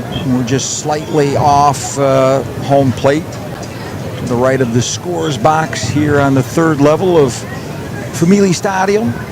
2-2 pitch. DeBlock delivers, and this one is driven out into left field. Dwayne Kemp drifting around and finally locating it and making the grab for the first out of the inning. Kemp had enough time there to circle, have a little wait a little longer. Ended up having to backpedal a foot or two and made the grab. Hung up just about as long as it's possible for a fly ball too.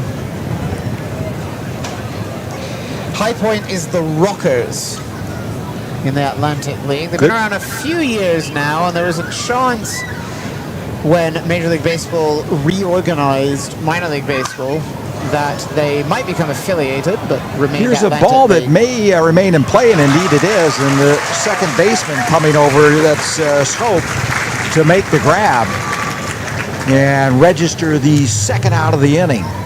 After that long AB to Max Vieira, DeBlock must be pleased about getting a one-pitch foul out, especially from the bat of Nick Ward, who can be so dangerous.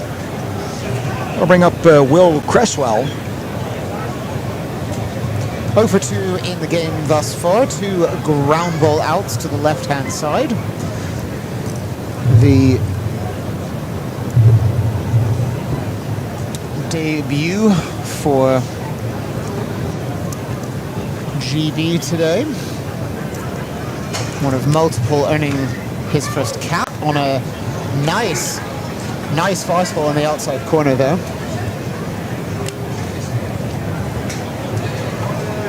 DeBlock looking for his first 1-2-3 innings since the third, also retired 3 in a row in the second. Swing and a miss for the catcher. And that's the two-seamer, again, working really nicely there.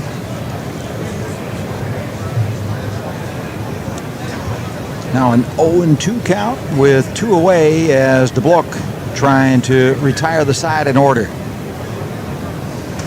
Swing and a miss, and a strikeout for Tom DeBlock. No runs in the inning for Team GB, and we move to the top of the 6th. Still all tied up at 2. You're watching the European Championships of Baseball 2025 live from Rotterdam.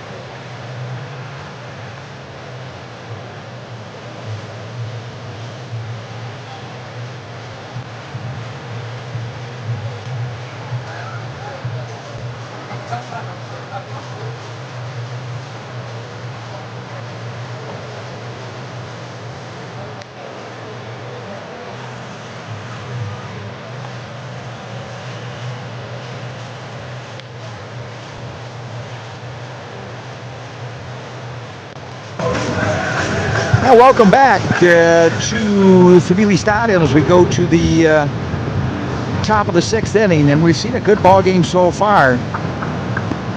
We certainly have. It's been back and forth, single runs in the first, and then single runs bottom of the fourth, top of the 5th, and this just feels like a classic European Baseball Championship game between two powerhouses.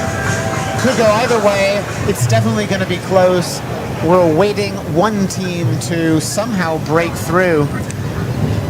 As Nick Wells back up on the mound for Team GB, facing Hendrik Clementina, the catcher for the Netherlands. Great stuff thus far from Wells in his GB debut. Has 7 strikeouts thus far through 5 innings. He's given up the 2 hits, both on solo shots. Interestingly, after each home run, he's given up a very, very solid base hit, and none of those have scored. So thus far, only 5 hits in the game, but the 2 that scored were on 4 baggers of their own account. Clementina almost taking out Ben Tyson over there at third base. And the count is now 1-2 against the Dutch catcher. 0 for 2 today.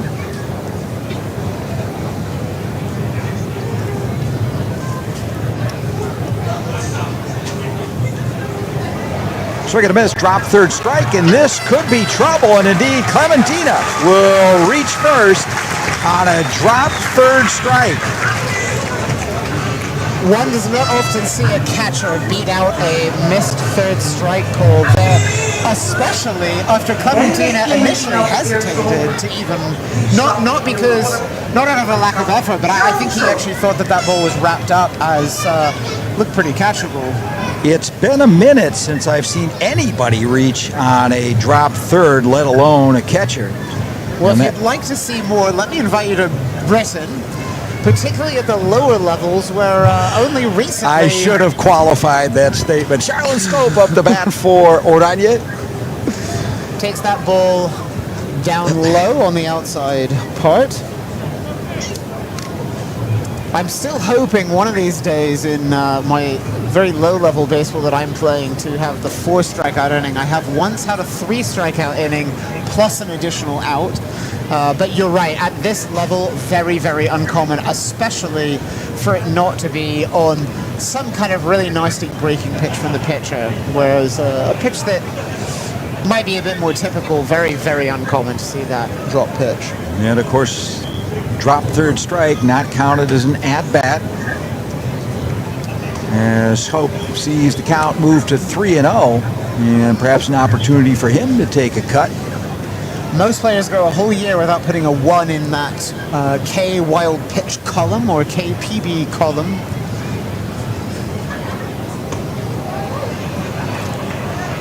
Wells succeeding where he has so frequently in this game.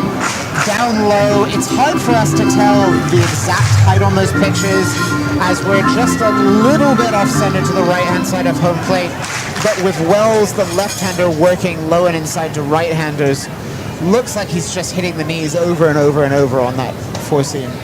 3-1 ball rung up yet once again for the second strike looking in a row to Charlon Scope. First time drew a little bit of a side eye in the direction of the home plate umpire. This one, I think, a little bit more accepted. And it's a full count now to Charlon.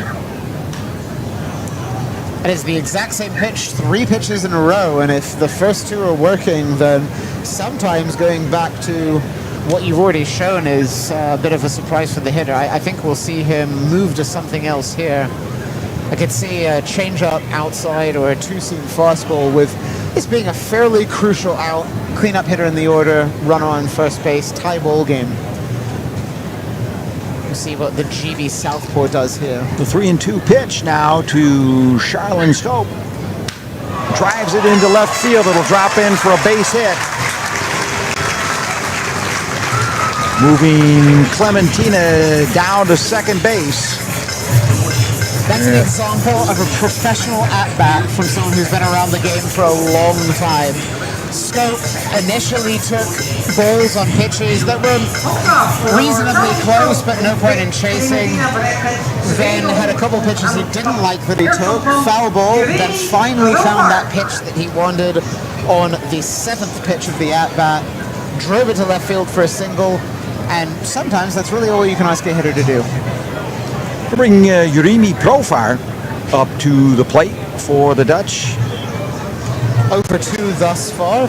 Fielder's choice on a ground ball to shortstop and a pop-up to second thus far. Profar taps one that could be difficult. They'll get the force out at second, but runners at first and third with one out as a result of the play. A second play for Max Vieira that just shows a sensational range. He was in dead center field about 12-15 feet, so roughly 3-4 meters into center field, running towards left center field, threw off balance, threw a perfect strike to the shortstop Bear, got the out at second, and frankly, that should have been a base hit. He for the second, no, I apologize, I was going to say second inning in a row, but actually it's second in 3 innings. Max Vieira has absolutely robbed the Netherlands of a hit. Fantastic defense from the GB second base. So with runners at the corner, Dwayne Kemp, the ball is knocked down by the second baseman, picked up by the shortstop, relayed to first in time. Great defensive play by Team GB.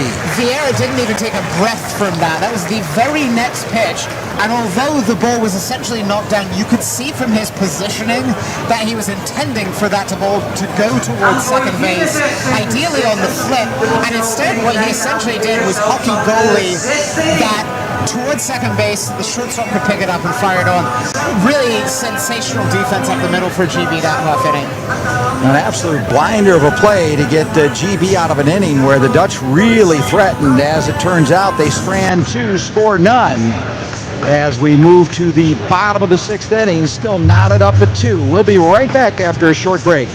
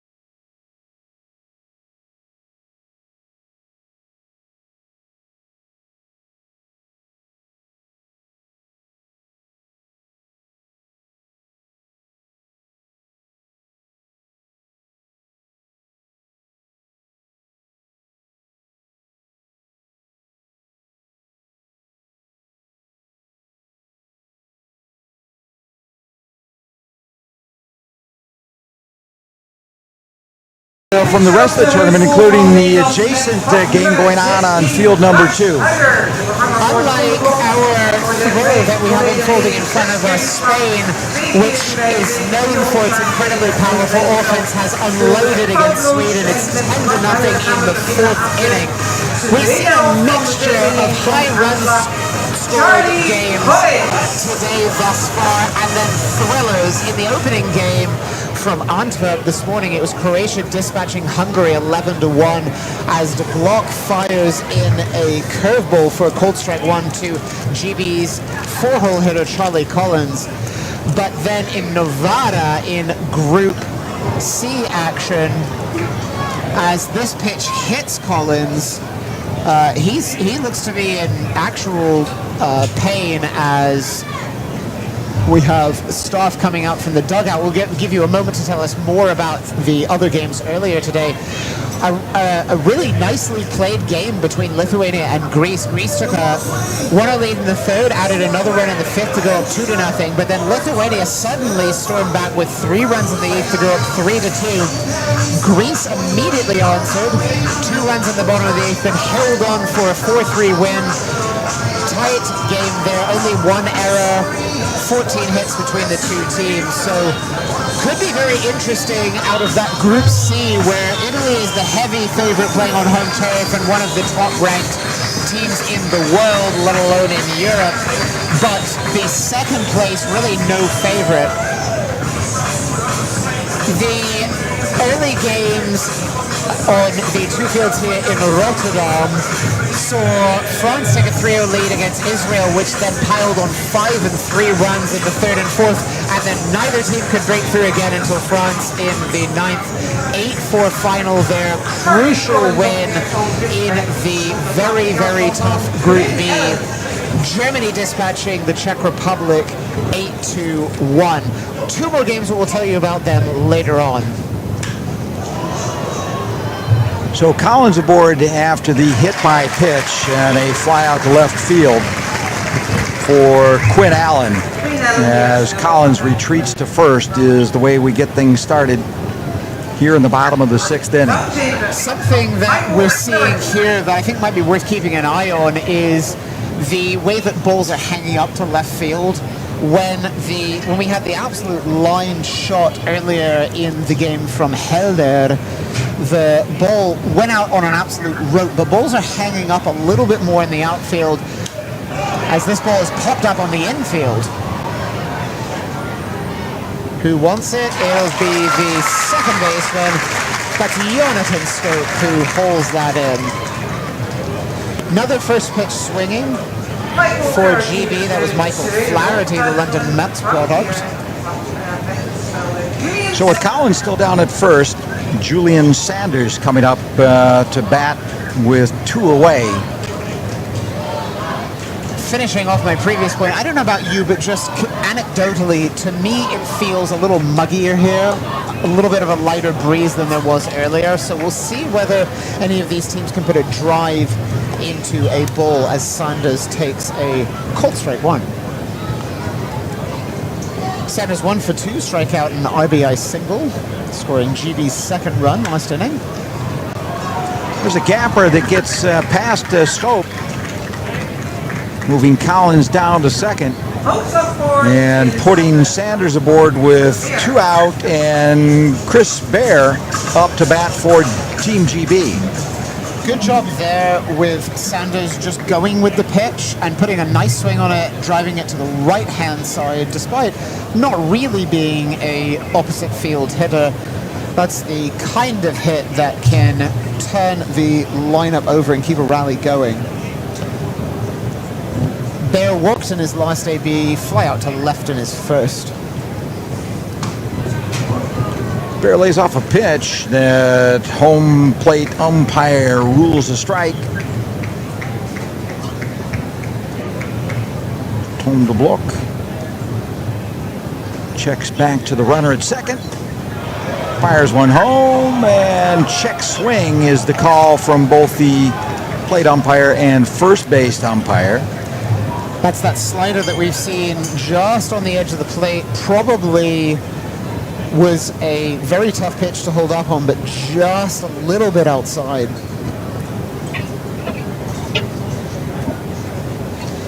One and one pitch. Missing outside. 2-1 the count. Bear making his debut today. Yet another debutant for the GB team, which really has a different feel than previous years. Bear slaps one right through the gap on the right-hand side, and this is going to score a run for GB. He's gunned out at home. Oh, I gave him way too much credit. My apologies for that. As the Dutch absolutely pull off the play by gunning down the runner at home. Collins doesn't believe it, and just as little is believed by the GB manager. Salasa did an absolutely perfect job on that ball.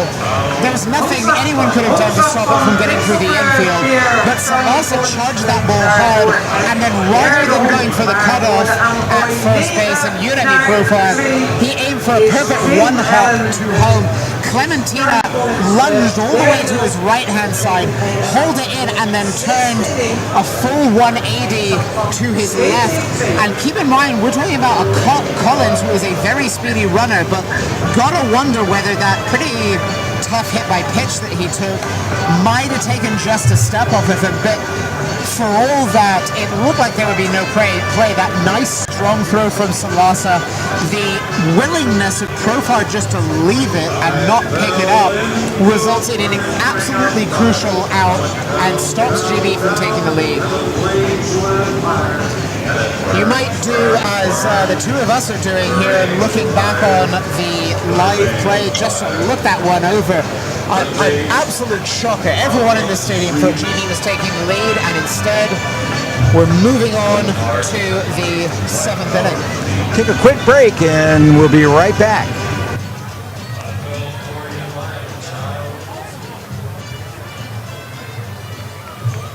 Vanaf de 7e inning komt aan slag de aangewezen slagman Eugène Helder.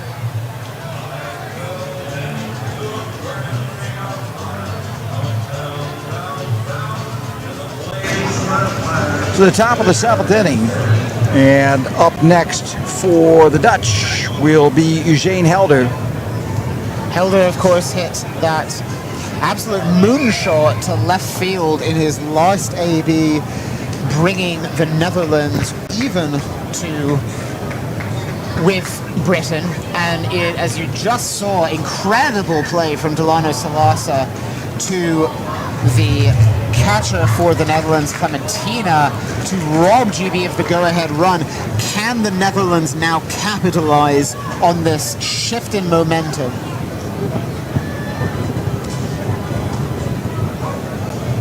Apologies to those of you who may have missed that play. If you're anywhere in the area, let us encourage you to come down for more of the European Baseball Championship, where plays like that will most likely keep occurring with this great baseball being played at this level.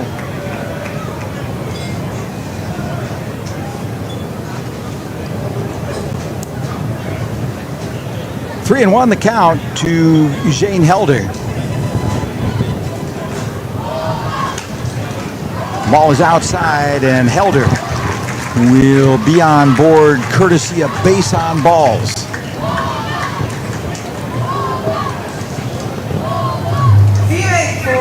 So with Helder aboard, that'll be the center fielder Ray Patrick Ditter. Ditter roped the ball to follow Helder last time with line drive double to left field. Moved over to third on a pass ball but was stranded. Struck out his first time up. Gotta wonder how much longer Wells will go, especially with the runner now on first base. But it looks like GB is only starting to get some action in the pen. Wells has 8 strikeouts through 6 innings. What a performance on game 1 against one of the toughest opponents that GB will face. Not so sure how accurate my pitch count is that's appearing right now, but I believe he is about to throw pitch number 100. Is Wells.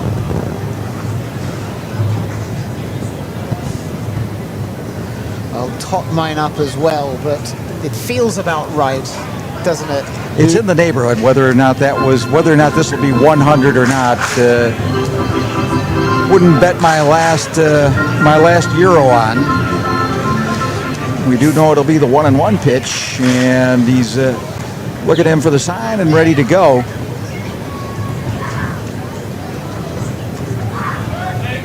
Throw to first instead. Helder really not looking like he's going anywhere. Probably more of a chance just to step off the mound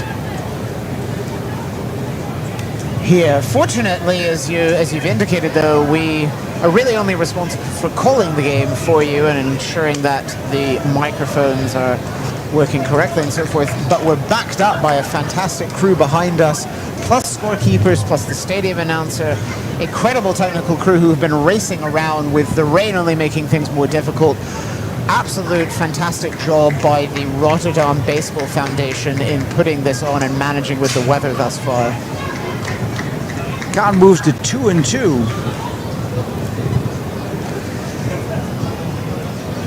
And indeed, it's been a long day for everybody in the organization here as we approach the 10:30 local time mark. Ball slapped foul.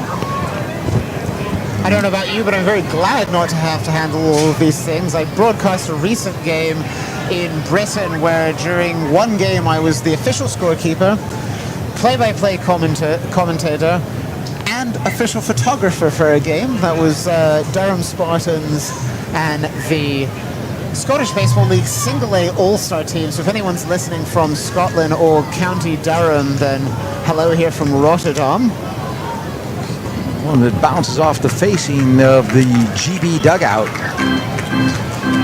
Another thing that's great about a tournament like this is because you have people from all over coming together, often really for the only time, maybe over the course of a year. It just means you have all these fun connections, and you see teams, both clubs and nationals in the stands, sometimes unique or unusual teams. I just enjoy the jersey swapping.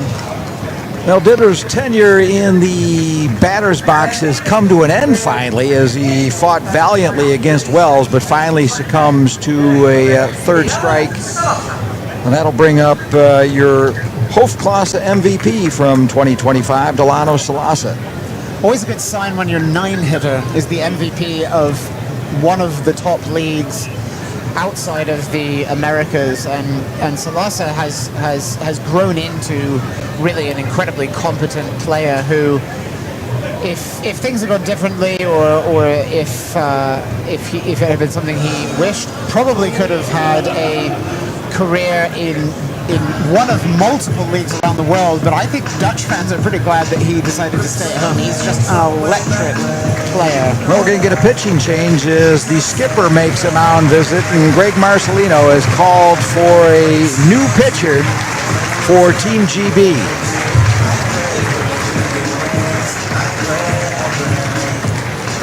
We'll have that for you in a moment. In the meantime, I'll wrap up what we know of Nick Wells, who throws 6 1/3 strong innings, 9 strikeouts, only 1 walk, something that we have not yet really highlighted. 6 hits over that, 2 runs to earn thus far. Of course, the first walk of the game just given up to Helder, who remains on first base. So Ryan Long will be called upon here in the 7th inning to come in and take over the pitching duties from Nick Wells. Long returning for the 2023 World Baseball Classic team, one of four players, including Nick Ward and 2 others on the pitching staff that we have yet to see, and will be a crucial part of this GB staff, and indeed called on here in just about the most crucial situation possible. He's in the Baltimore Orioles system. He is 6'6", 240, and from here looks pretty much every inch of that on the mound. That is a big unit up on the rubber. Certainly is. Now, going here, an interesting tie into our conversation earlier, he went to Pomona Pitzer College, which is part of this consortium that has Claremont Mud Scripps and plays in this sort of West Coast D3 Ivy, which we're not going to attempt to explain here. This, of course, was quite a long time ago, though, now as he's a 25-year-old. 2018 to 2020 in the Southern California Intercollegiate Athletic Association, 3.70 ERA, and known for his really tough control. He then went to Cotuit in the Cape Cod Baseball League before joining the Baltimore Orioles in 2021 as a 17-round draft pick by Baltimore. Since then, 5 seasons in the minors, 4.32 ERA as a swingman, a little less than a strikeout per inning, doesn't walk a lot of guys, can go deep or pitch short, and he's going to fill a very important role for GB here. So with 1 out and 1 on board, Delano Salaso looks at a first ball missing. Count is 1-0. So Salasa singled through the right-hand side last time, bouncing ball to first his second time up. Salasa tomahawks one just almost through the little hole above us where I told Gabriel earlier on in the broadcast we might have a slim chance of a souvenir. Luckily, it ended up in the hands of a youngster, as it should. Absolutely. And for those of you who are worried that I might keep a ball from someone in the fans, of course I'll be looking for deserving youth, and there are plenty here. For many of them, probably getting to see their first international baseball game, and just what a great experience for youth in Europe with the various age level national championships to have a chance to see really truly world-class baseball. We have ex-major leaguers playing today. We have multiple active minor leaguers. We have high-level independent leaguers. We have promising college and European prospects. We've got players raised all over the world. It's really a very exciting time to be a fan. And we've really gotten to use a reference from our Swedish team who's having a bit of trouble against the Spanish over on field number 2. A smorgasbord of baseball delights this evening. Seeing a lot of interesting offensive plays, defensive plays. We've had a drop third strike. We've had a fantastic double play turned. We've had a couple of dingers hit out of the ballpark, and it's just been an absolute joy to watch, not just for the broadcast crew, but I think everybody here in attendance. And there's better part of 3,000 people in the friendly confines of the Familiestadion here in Rotterdam. If you're watching along and we haven't given you something that sold you on baseball, if you're still undecisive, let us know somehow, because this game is delivering just about anything that you might want to see for a high-class, world-class, I should say, high-level world-class baseball game. This is as tight as it comes with just about every kind of highlight that one could hope for. Speaking of which, if you have any questions, you can find me on Twitter at Extra Innings UK. Send along anything you want answered as a nice... Hard to tell whether that was a cutter or could have maybe been a hard breaking ball. But regardless, swing and just got a piece of it to foul it off was Salasa. So send me a tweet at Extra Innings UK if there's anything you want answered about these teams, about the European Baseball Championship, anything you want to know about baseball around the world. And John and I will be happy to discuss that on the air in what's been a thrilling contest for us. So Salasa waiting on the 2-2 pitch, and he struck out Watt looking. Nasty slider there from Long, who comes in and faces an absolute battle from Salasa. That was a 6-pitch AB in which Salasa fouled off multiple tough offerings. Just exactly what Marcelino wanted when he came in to get Long. Fantastic job by the Orioles pitching prospect. Back to the top of the order in Didi Gregorius, now up to bat for the Kingdom. 2 away, man on first, and Gregorius lays off the first pitch. Ball 1. One of the best Yankees trivia questions is, who were the shortstops that bookmarked, that bookended the reign of Derek Jeter?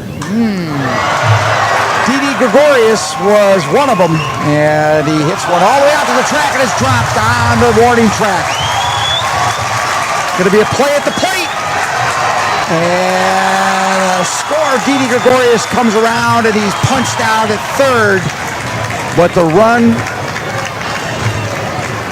is plated as Eugene Helder comes around from first base. What a bang-bang play there. Looked like we might have a chance at the play at home after the strange and unexpected drop by Dawson in left field. Really nothing to suggest that that was particularly tricky. Wind here has basically died down completely. Although the field is damp, it's not as sopping as it was earlier.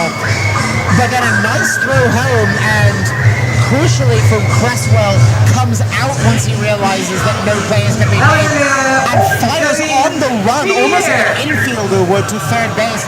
And then a great swipe tag by Ward, who's just really a versatile and rangy infielder, made that play a lot closer. I don't think really anyone thought there was going to be an out at third base. But No, and great defensive play by GB and keeping their heads about them when conceding the go-ahead run, but still staying in the play to manage to retire the side. So, yeah, you win some, you lose some, and we've still got a lot of baseball left to play.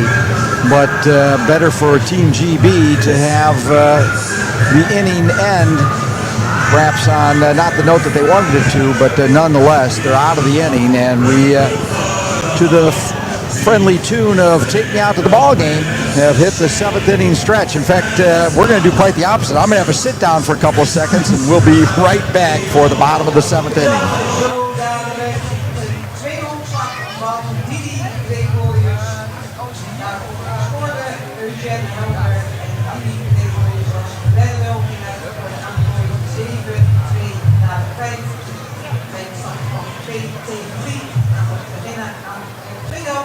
De zevening van aanslag. Kenneth Clausen.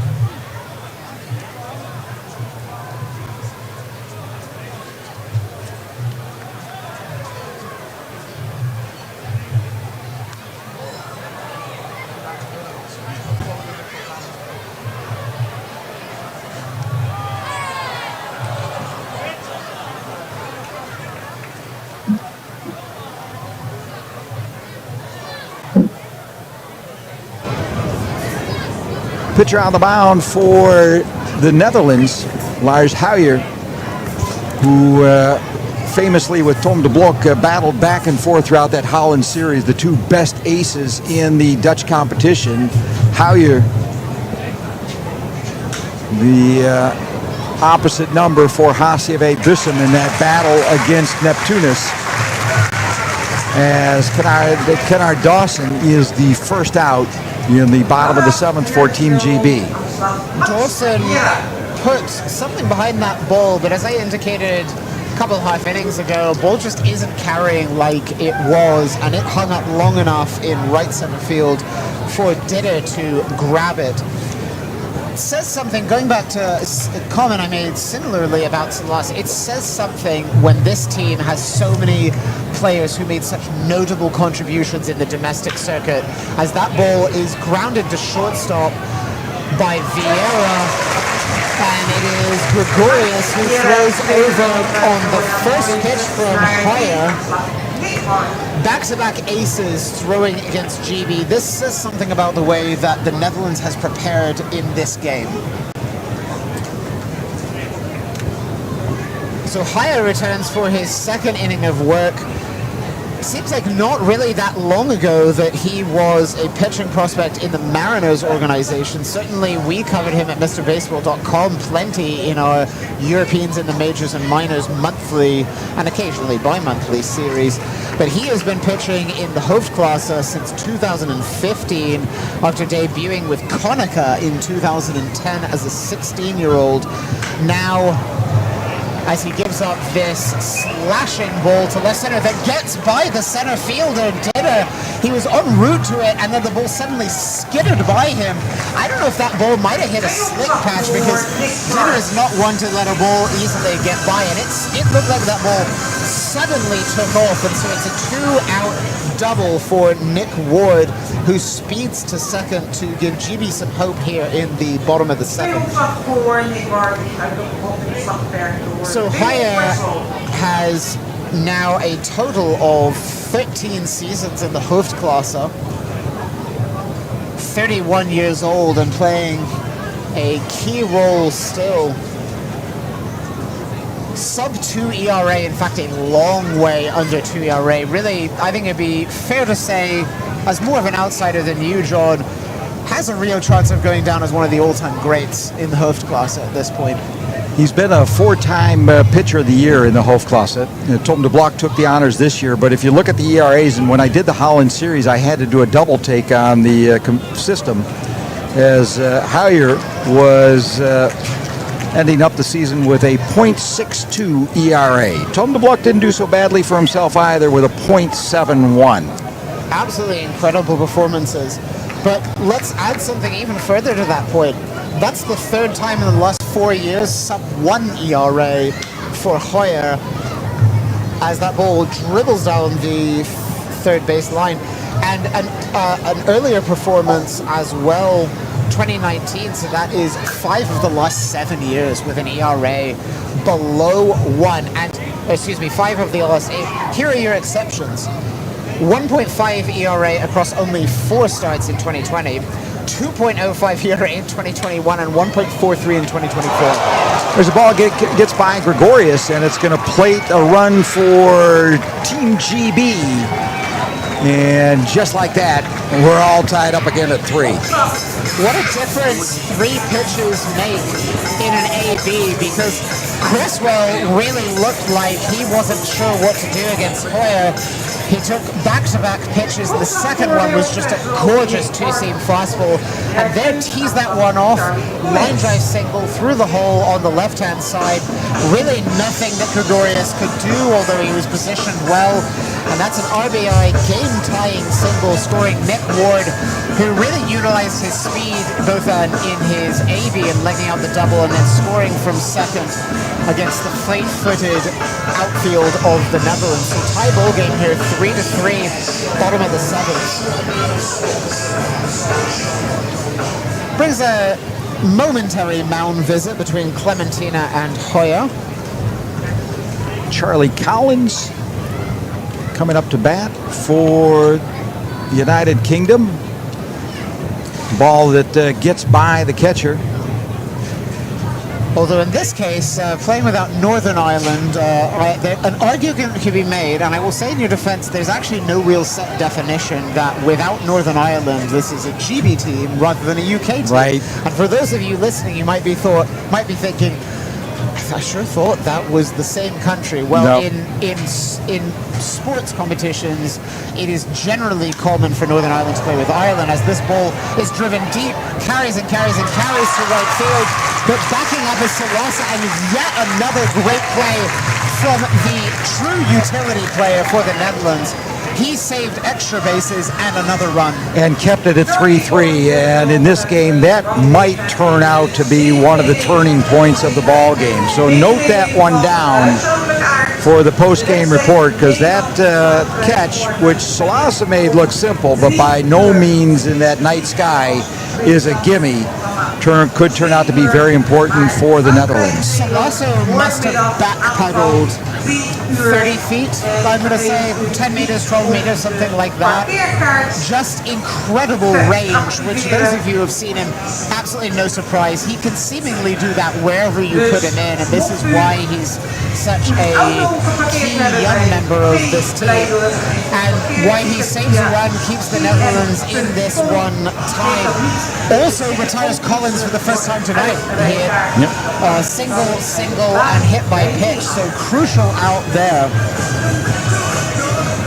Why don't we keep this one here, and I'll continue with the last couple scores of the day one of what promises to be just a fantastic European Baseball Championship. Whilst I am talking, you can of course enjoy the sultry tones of the YMCA, an absolute baseball stadium classic. You couldn't have a baseball game without it. And looking around, there's a handful of fans who are moving the motions along, especially a group of Dutch youth players wearing blue and orange Mets colors on the right field line. The final 2 games we haven't told you about thus far. The second game from Antwerp, Austria jumped out to a 7-0 lead against Belgium, which brings an experienced young team in. Belgium then battles back with 3 runs in the 3rd and 4th. Austria then another 2, then Belgium another 3. Austria then unleashes a 7-run inning in the 8th and wins 60-day in a slugfest from Antwerp. The other game, much more one-sided. Italy, one of the favorites, even coming from Group C, scores 13 in the first against Switzerland. As this ball is absolutely demolished to left center field. Absolute moonshot from Jonathan Schoop. I've taken over accidentally the play-by-play role on this first pitch home run from Schoop. An absolute shocker as the LED lights are put to their full brilliant usage. And Jonathan Schoop has put the Dutch back in the lead. We'll just have to see for how long in this seesaw battle that's been a kingdom delight. What a swing from Schoop that got a hold of every piece of that. Now the difference between that and a lot of the fly balls we've seen was that was pure line drive the entire way. There was almost no arc on that, as a nice pitch from Long looked like either a cutter or a curveball on the outside corner to get a swing from Clementina on the first pitch. So with the catcher in the batter's box, the Dutch have taken the lead 4-3 here in the top of the 8th inning. Crucial swing from one of the all-time greats for the Netherlands, Jonathan Schoop. And just feels like another blow in what has been like a title bout between these two. Neither of them have yet managed to score more than one run in an inning. Both pitchers have moments where they look absolutely dominant and then occasionally solved by one of the opponents. This game feels far from over, despite the fact we are in the top of the 8th inning. 2-2 the count now. As Ryan Long working against Hendrik Clementina.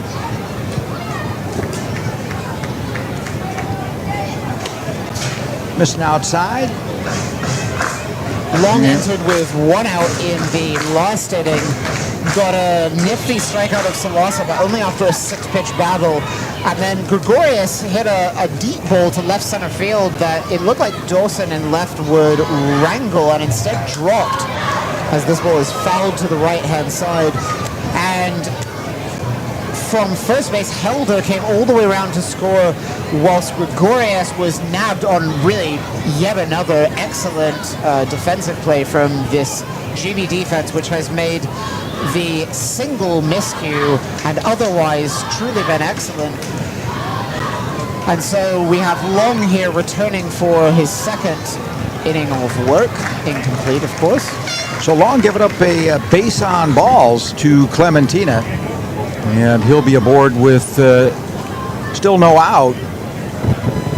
That was an 8-pitch at-bat by Clementina, who has taken pitches all day today and has shown an ability over the course of his career to take pitches when necessary, go for extra base hits when necessary, and here a walk might be enough to push across another run with no outs.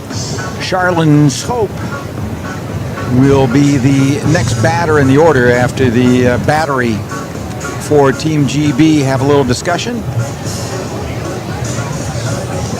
1 for 3 thus far in the game. Apologies. That's a strikeout, a ground out, and a single up the middle. Home plate umpire coming out to tell them that candlesticks make a good wedding gift, and breaks up the conclave and allows Charlin Schoop to make his way back into the batter's box for Oranje. I don't know about you, but when the pitcher and the catcher line up on the backside of the mound, it almost feels like they're daring the umpire to come and get him. Whereas when they're just meeting right at the rubber, you kind of know it's going to be quick. Crucial here for the experienced minor leaguer, still only 25, is Ryan Long, and a nice fastball to establish the strike zone against Schoop.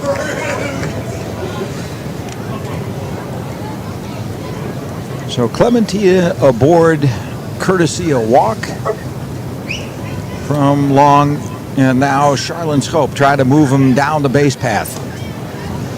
Curveball that just simply didn't curve correctly there on the 0-1 count.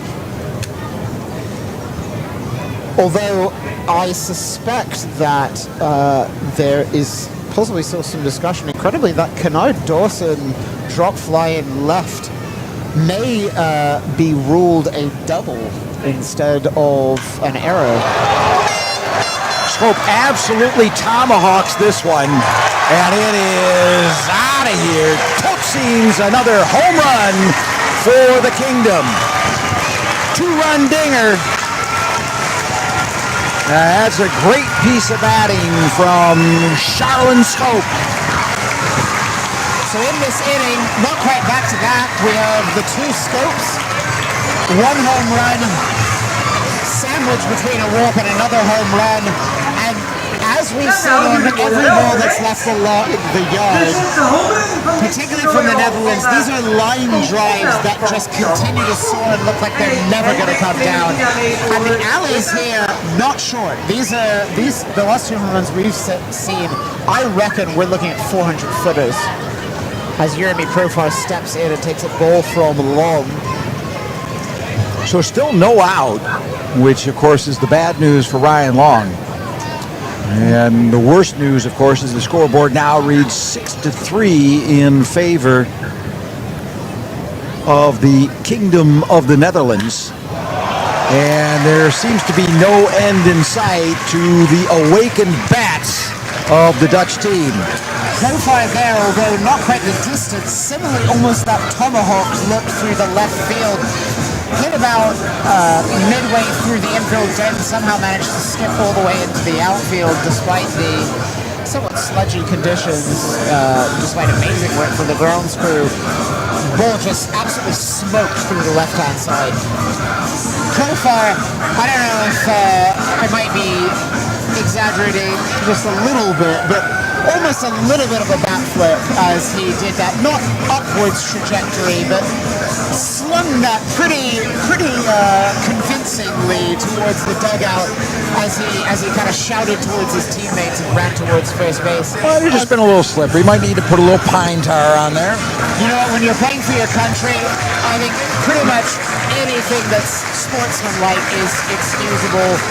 Emotions and passions running high, especially in this marquee billing, and unsurprisingly, that is the end for Long, who looked so good when he came in and has been hit really hard the last few batters.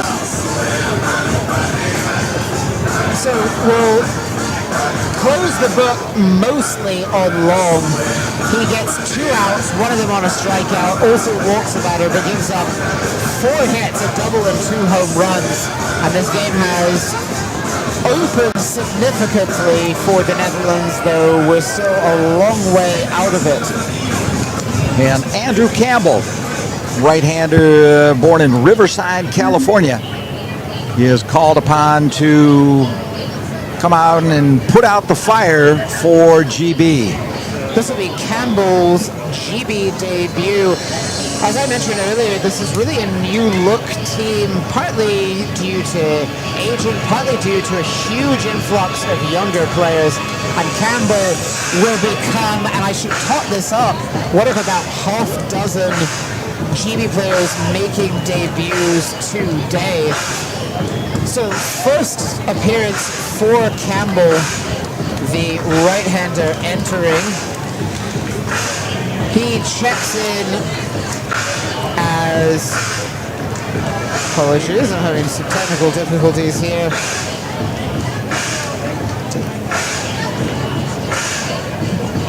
So we have Campbell on the mound.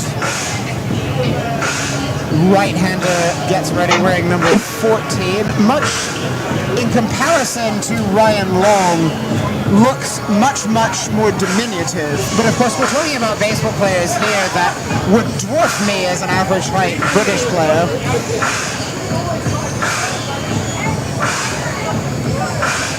And so Campbell, apologies for the long delay here, just having some internet troubles. But I now can reveal he is a Cal Poly Pomona product. Part of the reason you're not getting immediate response on this GB player from me, as someone who has seen virtually every GB game for years, is as a new player, haven't had a chance yet to speak to him. Yet another of these really strong California products, and he had a nice year this year for Cal Poly. 4.98 ERA, but in the rough and tumble California collegiate system, that's a strong approach. Solely working as a reliever, 21 2/3 innings, 18 Ks, did walk 11, and his career walking about a batter every other 2 innings, a little bit under a strikeout per inning. So playing a crucial role here, going from a minor league prospect now to a college player, and this is this new GB look. Dwayne Kemp up to bat. And of course, those of you playing college nickname trivia at home, those would be the Broncos of Cal Poly Pomona. Profile down at first base, and the wily veteran Dwayne Kemp takes a big swing and a miss. One of the few remaining members of the Kingdom team who were there for that famous win back in 2011 when the Dutch won the World Championship in Panama, defeating Cuba not once but twice for gold. Of course, Didi Gregorius, member of that outfit, together with Kemp. And Kemp fouls one back over the roof of his home stadium. Looks like a power arsenal from Campbell, from whom that looked like a two-seamer pitch before. A little harder to diagnose. Could be a very tight slider. Could be a cutter. Could be a sinker. 0-2 count here. Swing and a miss, and Dwayne Kemp is retired by Campbell. And the first batter he faces, he manages to notch up a K. Nice pitch there, going with a sinking fastball low in the zone. Had Kemp completely fooled on that one. Veteran hitter, but it's always tough to prepare against a guy you know nothing about. Now, I say nothing, of course. Clubs at this level will have done advanced scouting, but it's very hard to prepare for a college pitcher for whom it's the national team debut. Nice two-seamer there on the first pitch to Helder. Gene Helder having a good night for himself. Big dinger back in the 6th inning. Pardon, the 5th inning of play. Now up to face Campbell.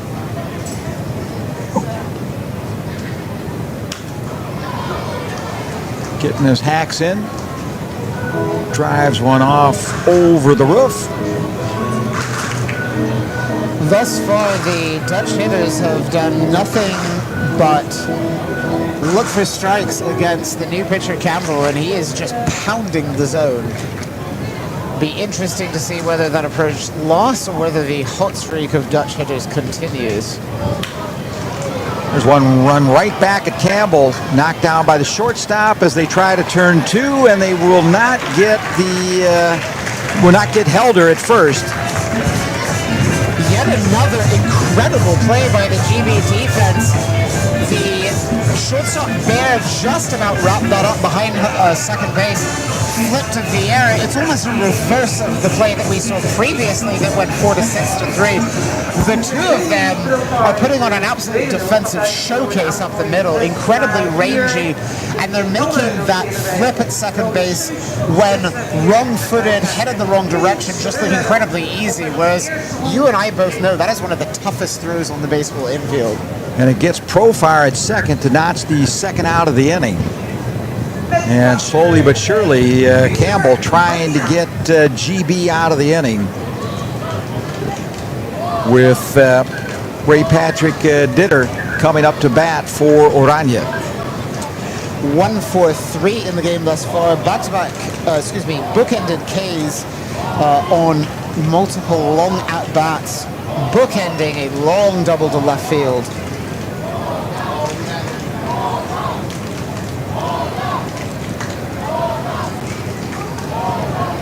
Swing and a miss for RPD as the calls of Holland coming up from the stands here in the Familie Stadium.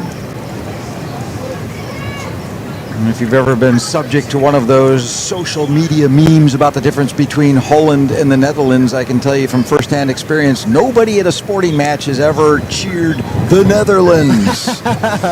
It's always Holland. So take a grain of salt when you see the memes saying that they're not one and the same. 1-1 the count to Ditter. 2 away, with Helder hanging out on first base. Having a nice visit down there with Quinn Allen.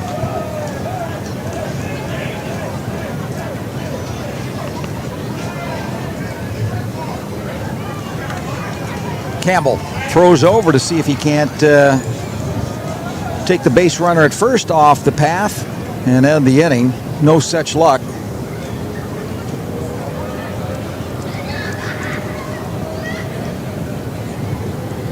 Campbell set to deliver the 1-1 offering. A little bit high and inside, backing Ditter off and running the count to 2-1. First 2 balls we've seen thrown from Campbell, but that was really the only one that's missed thus far.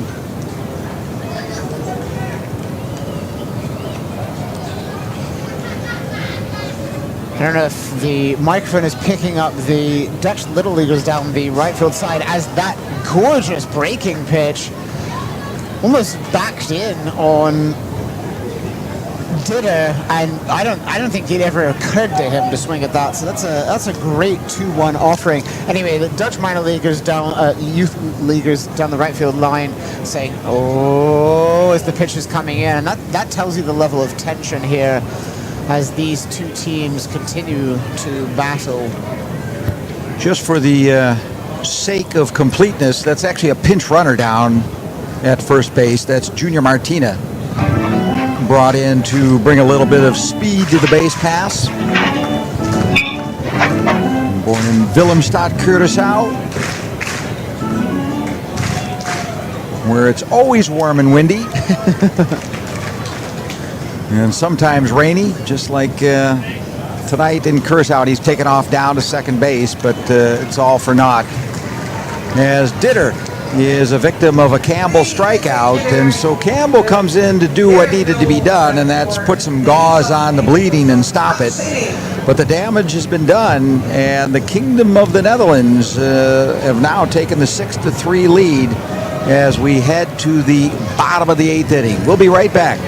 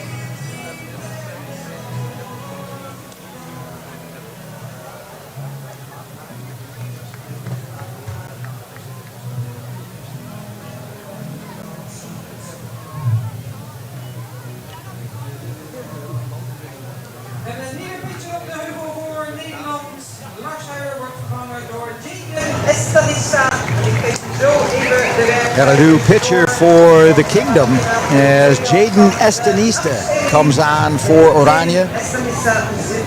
Another native of Willemstad, Curaçao, 23 years young, and known as a fireballer, likes to throw it hard. He'll be a crucial part of the bullpen for the Netherlands as a Phillies prospect who this year reached the AA Eastern League towards the end of the year as that ball 1-0 count is cold strike. 40 games in relief this year. That's a high for him across 5 minor league seasons. Struck out 47 in 44 2/3. Good K rate, but 30 walks. Swing and a miss for Quinn Allen. Mastering that's keeping the ball in the strike zone, mastering his command will be crucial, and he's playing a big role here with the Netherlands up 6-3. 1-2 the count, and he strikes him out. Great fastball right on the outside corner at the knees. Nothing really that Allen could do with that. Very much as promised. And the batter will be Michael Flaherty, the designated hitter. Flaherty in there, as I've mentioned before, a product of LYBL, the London Youth Baseball League, and London Mets. Speaking of the London Mets, just saying hello to former GB manager as that ball is lined down the right field line, Drew Spencer, who never really wanted to be a baseball manager. I don't know if you've heard his story. His son, however, needed an activity and he got roped into managing youth baseball, ended up managing the London Mets to multiple titles, then became GB baseball manager, and has since taken a job in Yankees player development, making him the second consecutive head coach of GB to get a job in the U.S. minor leagues after having served as GB coach. Now, of course, we have Bradley Marcelino, who is a Diamondbacks coach. So GB baseball, and these are coaches who developed in GB, Liam and Brad both growing up there, and Drew really adopting his second country. He's been feeding me useful information occasionally across the course of the night, and it's great to have him tuning in from Tampa in the Yankees, what formerly Gulf Coast League, now Florida Complex League location there. So hello to GB manager Drew. So a 3-1 count to Flaherty as Estanista gets behind in the count and runs it to a full count with one away. However, it's not just about those connected to the national team programs. We want to hear about those of you who are tuning in from all over the world, as this ball is laced to second base but picked up very confidently by Jonathan Scope. 3-2 pitch results in the 4-3 out. So Scope to Profar retires Flaherty, and the batter will be the right fielder Julian Sanders. Sanders, a nice job out of the 7-hole, 2 for 3. Had a long 8-pitch at-bat in the first, which resulted in a strikeout, but then has come back with 2 consecutive hits. Takes a 2-seam fastball from Estanista here.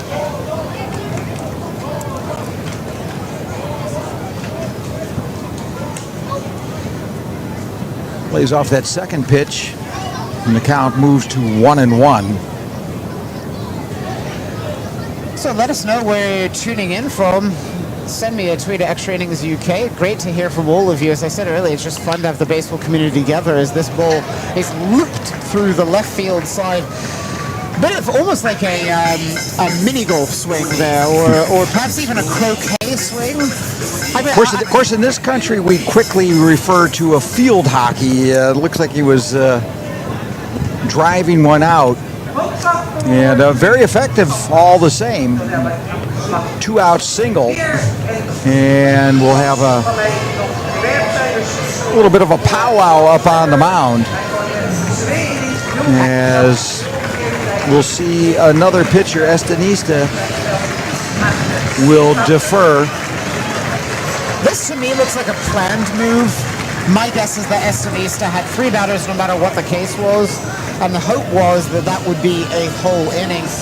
Really hard to complain about the job he did. Came in, struggled a little bit to throw strikes initially to Michael Flaherty, but then buckled down, got the ground ball. Nothing he could really have done against Sanders in that last AB, so we'll have a pitching change here. A lot of experience up on the mound now with Kevin Kelly coming up to toe the rubber. A lot of experience in this stadium as he played for quite a while with Neptunus, and has recently been plying his trade in Mexico. Yeah, a very steady performer in cleanup roles is Kevin Kelly. As both of us have said multiple times, the way that the Netherlands is approaching this game is going head-to-head by throwing the best pitchers, putting up the best possible attack against GB. Thus far it seems to be working. Kelly is yet another impressive arm for the Netherlands entering this game, and he comes with an absolute wealth of experience. And with all due respect to the baseball teams of France and to a certain degree Israel, Holland knows that this is going to be the game to win tonight. So no trouble at all for Evert Janetoon to dig through the bullpen and sort of use the cream of the crop to make sure that this win is in the pocket and go into days 2 and 3 with a pretty good feeling. There is also a real advantage to have your toughest game on the first day, in that you can throw whomever you want to, and let me circle back in a moment to the phrasing toughest game, in that you may have to use your top pitchers, but there's a very good chance that any of them will be able to appear again that first initial weekend, and then will be fresh for the second round of play. Now, returning to my statement, toughest game, I'm kind of used to the pools being more evenly distributed as opposed to this new role. But this really is a showdown, and both teams are treating it as such. So although there will be no easy games, there's no real hurt in trying to get the win on day one against a very tough opponent. And it makes for really, really enjoyable baseball. Chris Bear, the first batter to face Kevin Kelly, gets behind to the count, and it's 0-2 now. Kelly inheriting a runner on first and 2 outs. Nicely pitched there on 0-1. Looks like a cut fastball, maybe a sinker, something like that, right on the outside corner. Painted the black perfectly. Once again testing that outside edge, this time to no avail. Almost the exact same pitch, but probably 4 inches to the outside, moving it just off the black. Be looking for him to come inside now, or possibly test a breaking pitch here. Inside fastball is fouled off to the right-hand side. GB down to its last out in the 8th inning, down 3 runs, 4 outs to go in this game for the Netherlands. And I suspect that every out from here on out is going to feel like a battle in and of itself. Yeah, I think we're going to see a few foul balls before it's all said and done. Fastball missing just low and inside. Nice pitch from Kelly there on 1-2. 1 on, 2 out. The count is 2-2. And Chris Bear putting up a fight. Kelly throws one outside. That a bit of a challenge there for Clementina.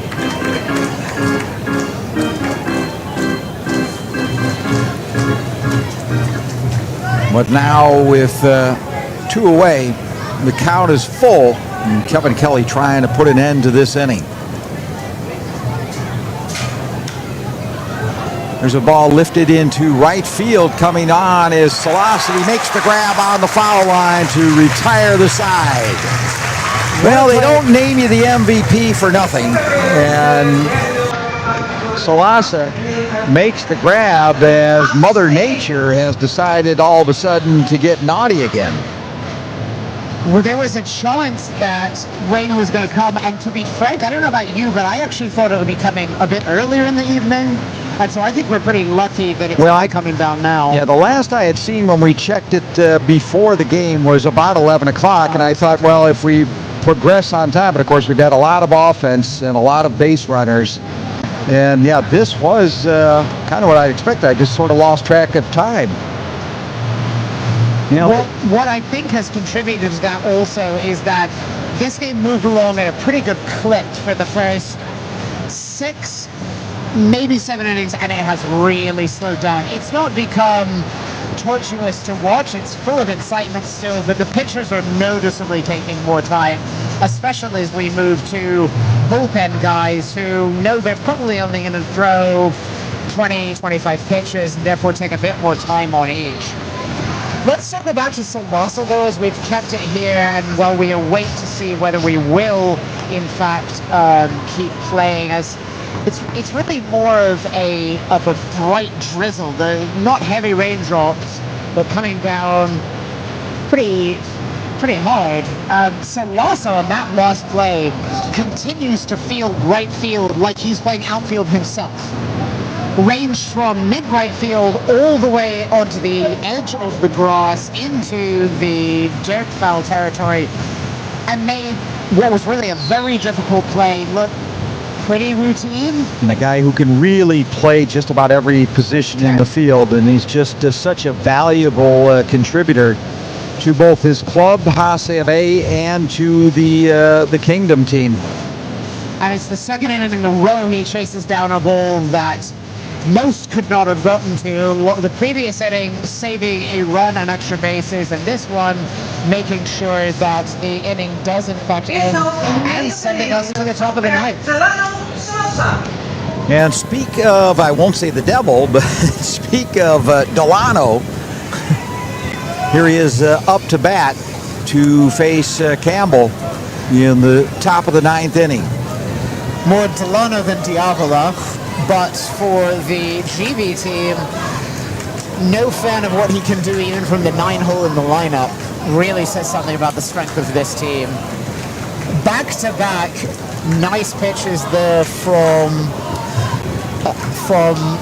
the reliever who has come in, Campbell. Looking much more confident than did Ryan Long in the previous half inning. He's just come in and thrown strike after strike after strike. He's really banging, and he's going after batters.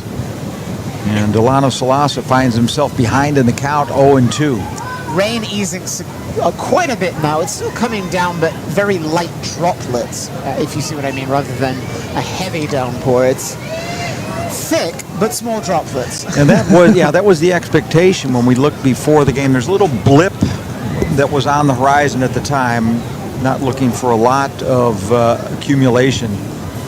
We'll see how well that holds up as Campbell throws one in and Tsulaza bangs one out into center field, which will drop in for a leadoff single to get things started for the Dutch in the first half of the ninth. And that is the last thing that GB wants, is Tsulaza on base to start a potential Dutch rally with Didi Gregorius, who's clearly seeing the ball well, stepping in with the potential for yet another run to come.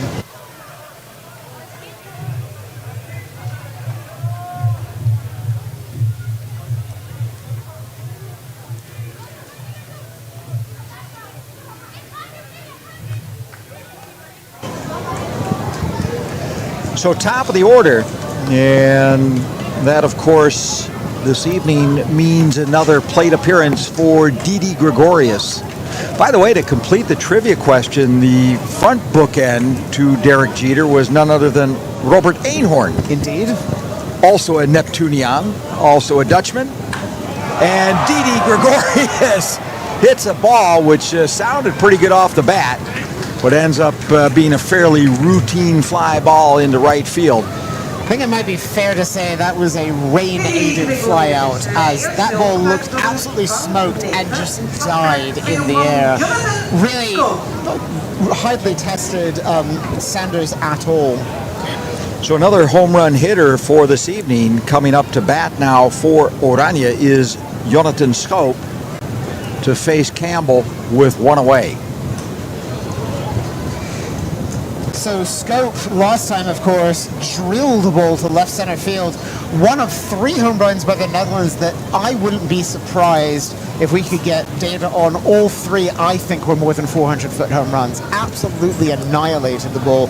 No surprise for those of you who watch Jonathan Schoop in particular in his peak days for the Orioles. But even still, A great day from him, 2 for 4, though he chases that high fastball, completely blown by Campbell, who's just come in and looked like an absolute ace, despite playing his spring season for Pomona. So Schoop drives one out into center field, which will fall in for a single. I believe they've lost the baseball out there. This is going to score a run. Oh, this is really unfortunate. And a bit of bad luck for GB. As Collins lost track of the baseball, and it wasn't until Sanders came over to pick it up. My read on this, and perhaps we'll have a clearer look in the live feed, is that the ball may have hit a patch of water and skipped, as it looked like there was absolutely no reason why Collins wouldn't pick it up. More or less routine hard hit single to center field. Didn't look like he misplayed it, and then just out of nowhere it went by him. And the fact that we couldn't actually see that ball move past him, to me, suggests that skipped on by in the water. We'll see what the official ruling is. So Salasa scores on the double from Jonathan Schoop, and that brings Hendrik Clementina up to the batter's box for the Kingdom. Clementina in the game thus far. Bit of an unusual one in that he's 0 for 2 with 2 strikeouts and also a line-out, because of course he reached on the pass ball strikeout in the 6th, then walked again in the 8th and scored on the home run by Jonathan Schoop. Fouls the 0-1 pitch off. So runner on second is Jonathan Schoop. Netherlands adding on another run to make it 7-3. Not sure if the feed may be lagging slightly here, likely due to the weather. We're having a little bit of technical difficulties as this ball is once again hammered to center field, and it is gone. In the rain, an absolute dinger by Hendrik Clementina. That ball, 430 feet, I'd say, 425, absolutely crushed. Just to the right of dead center field. Wow. Now that was a big time hit, like you say, on a waterlogged 9th inning. That was a Herculean effort for Clementina. Scoring 2, and you're starting to get the feeling that the lead is insurmountable. And out of nowhere, the Netherlands has suddenly scored Campbell, who looked as good as any pitcher we've seen on either field today. Now looking like he's just got to get out of the inning and hope this doesn't get any worse. The home runs that we have seen today, despite this being a fairly big stadium,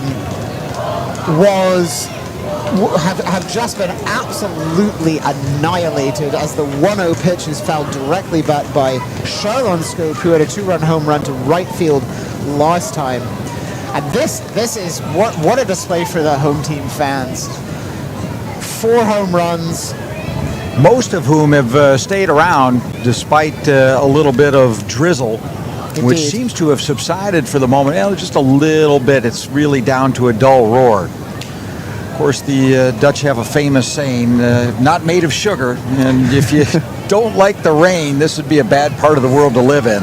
Yes, indeed, and it'd be worth adding in that in this matchup tonight, we have the potential for the all-time rain delay classic, given the climates of these two nations. Swing and a miss on a high fastball from Campbell, going after the cleanup hitter Schoop. Nice four-seamer there.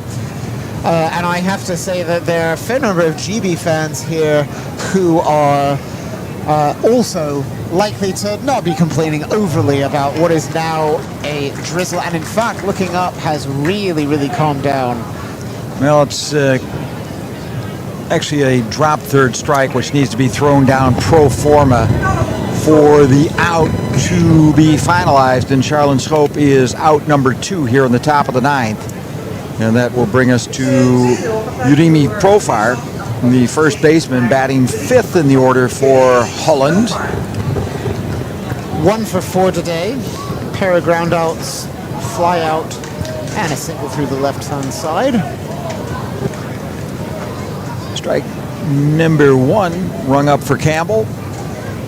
I said an inning ago, Campbell is the kind of guy, as much as he stays in the zone against this offense, could be tough as this ball is grounded to shortstop. And the third out recorded, but Campbell's offerings in the zone are absolutely punished this inning as 3 runs come across. And what has been an incredibly close game, really feels like a nail-biter until the last couple innings.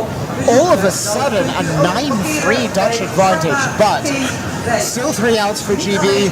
One never knows, and the GB offense has looked like multiple threats. So we'll have to see in this final inning. Looks like Kevin Kelly is back out there. Yep, Kelly returning to the mound for what he would hope to be the closing 3 outs. And it would be a safe situation as he came in with a 6-3 advantage. Now the 3 runs are just padding. And he's the kind of guy you would absolutely love to have out there in this situation. All he has to do is throw strikes. This is something that Kelly can do extremely well. And 3 outs, and the Netherlands are out of this gauntlet of a first game. The Dutch like to use the expression the lock on the door in all sports, but especially in baseball it's applicable, as Kevin Kelly comes out and tries to padlock the door for the Dutch to win their opener here at the European Championships 2025. Once again, just to run you through the action for tomorrow, as we will be back here with weather providing first pitch at 1 o'clock as Team GB take on Israel. That will be that'll be on the second field, and over here in the main stadium at 2 o'clock it will be the Kingdom, the Netherlands playing France. And at 6 o'clock in the evening, Germany will be playing Sweden back over on field number 2, which you'll be handling with Matthias, who is an absolute joy to work a ball game with. And I will be here with Jasper Roos working the game between Spain and the Czech Republic. So another full day of baseball from Rotterdam. Day number 2 of the European Championships, but now the last 3 outs for Team GB, looking for a miraculous rally here in the bottom of the 9th inning. And it's a pinch hitter, Matthew Ward, stepping in for Kennard Dawson. Fouls off the first pitch from Kelly. Second base pitch, a fastball misses outside. So GB getting some of its bench, a little playing time in a game which, for all intents and purposes, looks like it's going to be hard to solve, but in baseball, one never knows. And as the rain picks up just a little bit, we'll see what could happen in the past half inning. We definitely saw the rain affect the ball once in GB's favor, once in the Netherlands' favor. Gregorius' ball held up in right field. Meanwhile, the hit from Scope skittering by the center fielder, Collins, as Salasa attempts yet another superhuman play, running 100 feet at a dead sprint, almost making a play in foul territory. Did not miss it by much at all, as Delano Salasa has been putting on an outfielding show tonight. That one just a little bit outside the range. And also, in all fairness, there's a couple of, I wouldn't call them dead patches, but shadowy patches. Very good LED light installation, but you can see some shadowing out there, and I think he had just transitioned out of a bright spot into a little bit of a darker spot. Whatever the case may be, this at-bat still going on. Ball rattling around the upper deck there. And the count moves to 1-2. So the pinch hitter Ward working against Kevin Kelly. As the strikes and outs dwindling, as do the chances for Team GB. Yet another foul ball here from Ward.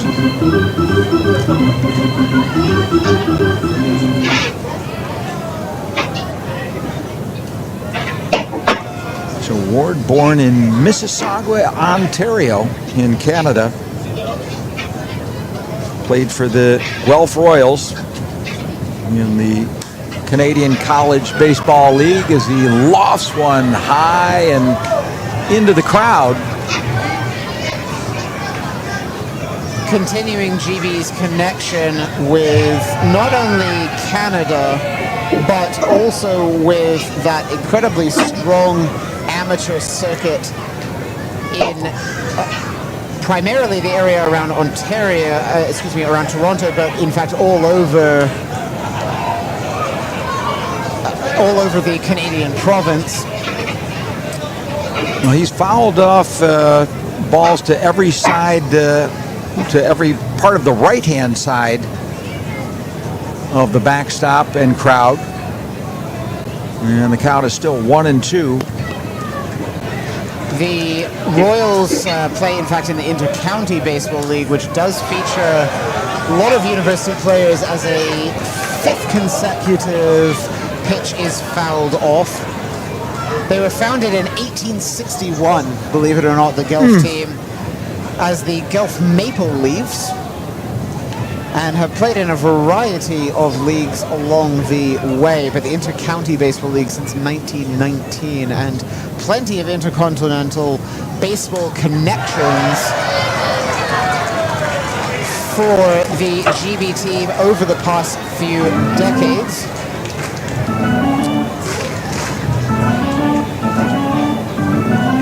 The first, just for your reference, the first Dutch baseball, or honkbal club, of course, as it's called here, was founded in 1913. Indeed. It's a long and storied history now, well over 100 years. And the Dutch have been at the top of the European circuit for a very long time as a nice, tight slider somehow misses. I don't think anyone in the stadium really quite knew where that one did miss. It's a 2-2 count now to the pinch hitter, who seems to have been up for the better part of the past 10 minutes. I'm sure it's not that. Just seems that way as Kevin Kelly finally retires Mr. Ward. And pitch AB resulting in the K-Band. That was just a battle. As you predicted, and coming up in one of the last couple of outs available for Team GB is Max Vieira. Max is 0 for 4 as the team's leadoff hitter, but has provided just an astonishing showcase of defense at second base. For me, best defensive player, rivaling Delano Salasa, let's say, but maybe the safer play is best infielder I've seen today amongst the 8 teams that have played. Oh yeah, I'd second that motion. And I think there's a real shot, given that he's fielded a fair number of balls in the outfield. You could say has been the tournament's top defender, but that's saying something on a day, and particularly a game that has featured some beautiful defensive work. Kelly missing outside. 2-2 in the count to Vieira.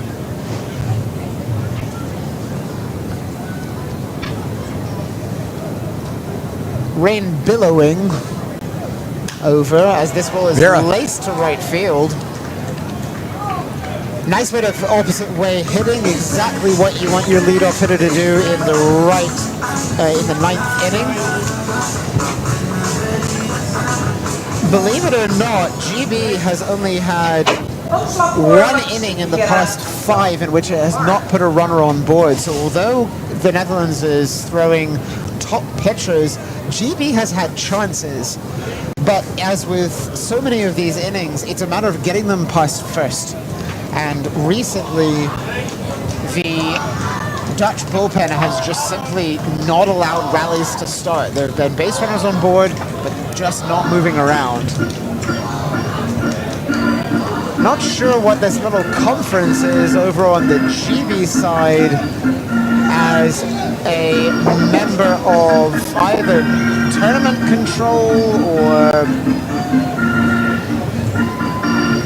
non-uniform staff. Not entirely sure. I had a little conversation with the umpire, but no matter, return to play. I doubt that I'm right about this, but it seemed like maybe one of those commemorative moments. I don't know if that was a significant hit in the history of Vieira's Interland career. Well, it looked like they were trying to get a ball out of play to keep as a souvenir, but I'm probably completely wrong about that. I bet that is exactly what that is, because, and I should have pointed this out a moment ago, that is Max Vieira's first hit in a GB uniform. There we go.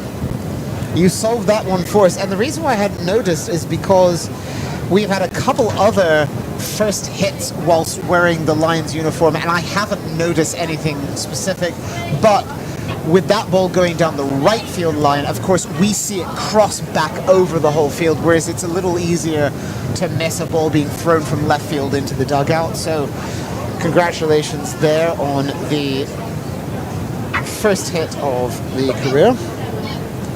Kelly working a 1-1 count to Ward. In this case, of course, Nick Ward. I didn't mention it, but in Matthew Ward's appearance, he became yet another debutant for this team. So, brand new looking roster, if with a fair few from U23 and from the 2023 Euros. So we've talked about royalty and kingdoms, and it's actually all turned out to be quite a debutante ball of sorts. Has indeed, yes, that's right. Swing and a miss, and Kevin Kelly is 1 out away from sealing the deal here as the Netherlands look to lock up their first round victory here in the European Championships on home soil. Second time that Nick Ward has been fooled by a low fastball in this game, but this time he strikes out on it, finishing up a 1-for-4 day in which he scored 2 of GB's runs. So Will Crosswell representing the final hope for Team GB. Max Vieira still active over there on first base, hoping with all fingers crossed as Crosswell facing Max Kelly, who throws a strike to even the count at 1-1. Crosswell, of course, in his last AB, also had the first hit of his GB career, and when one has 11 brand new members of the team in the roster, not necessarily all playing today, there are going to be quite a lot of firsts, and so we have a first hit for Max Vieira, and last time out, first hit for Cresswell, who goes down 1-2 on that swing. There have been a lot of firsts, but now Kevin Kelly trying to come up with the last, as he's got a 1-2 count working against Crosswell. Missing for a ball, and the count goes to 2-2. Fans have mostly returned to the seats. I'd say 75% returned and are almost to a person standing up and cheering here. It's been a fantastic crowd. Kudos to the honkball fans here in Rotterdam in the Netherlands. That's been a swing and a miss for strike 3. So Max Kelly, or Kevin Kelly rather, does what he's needed to do, and indeed puts the padlock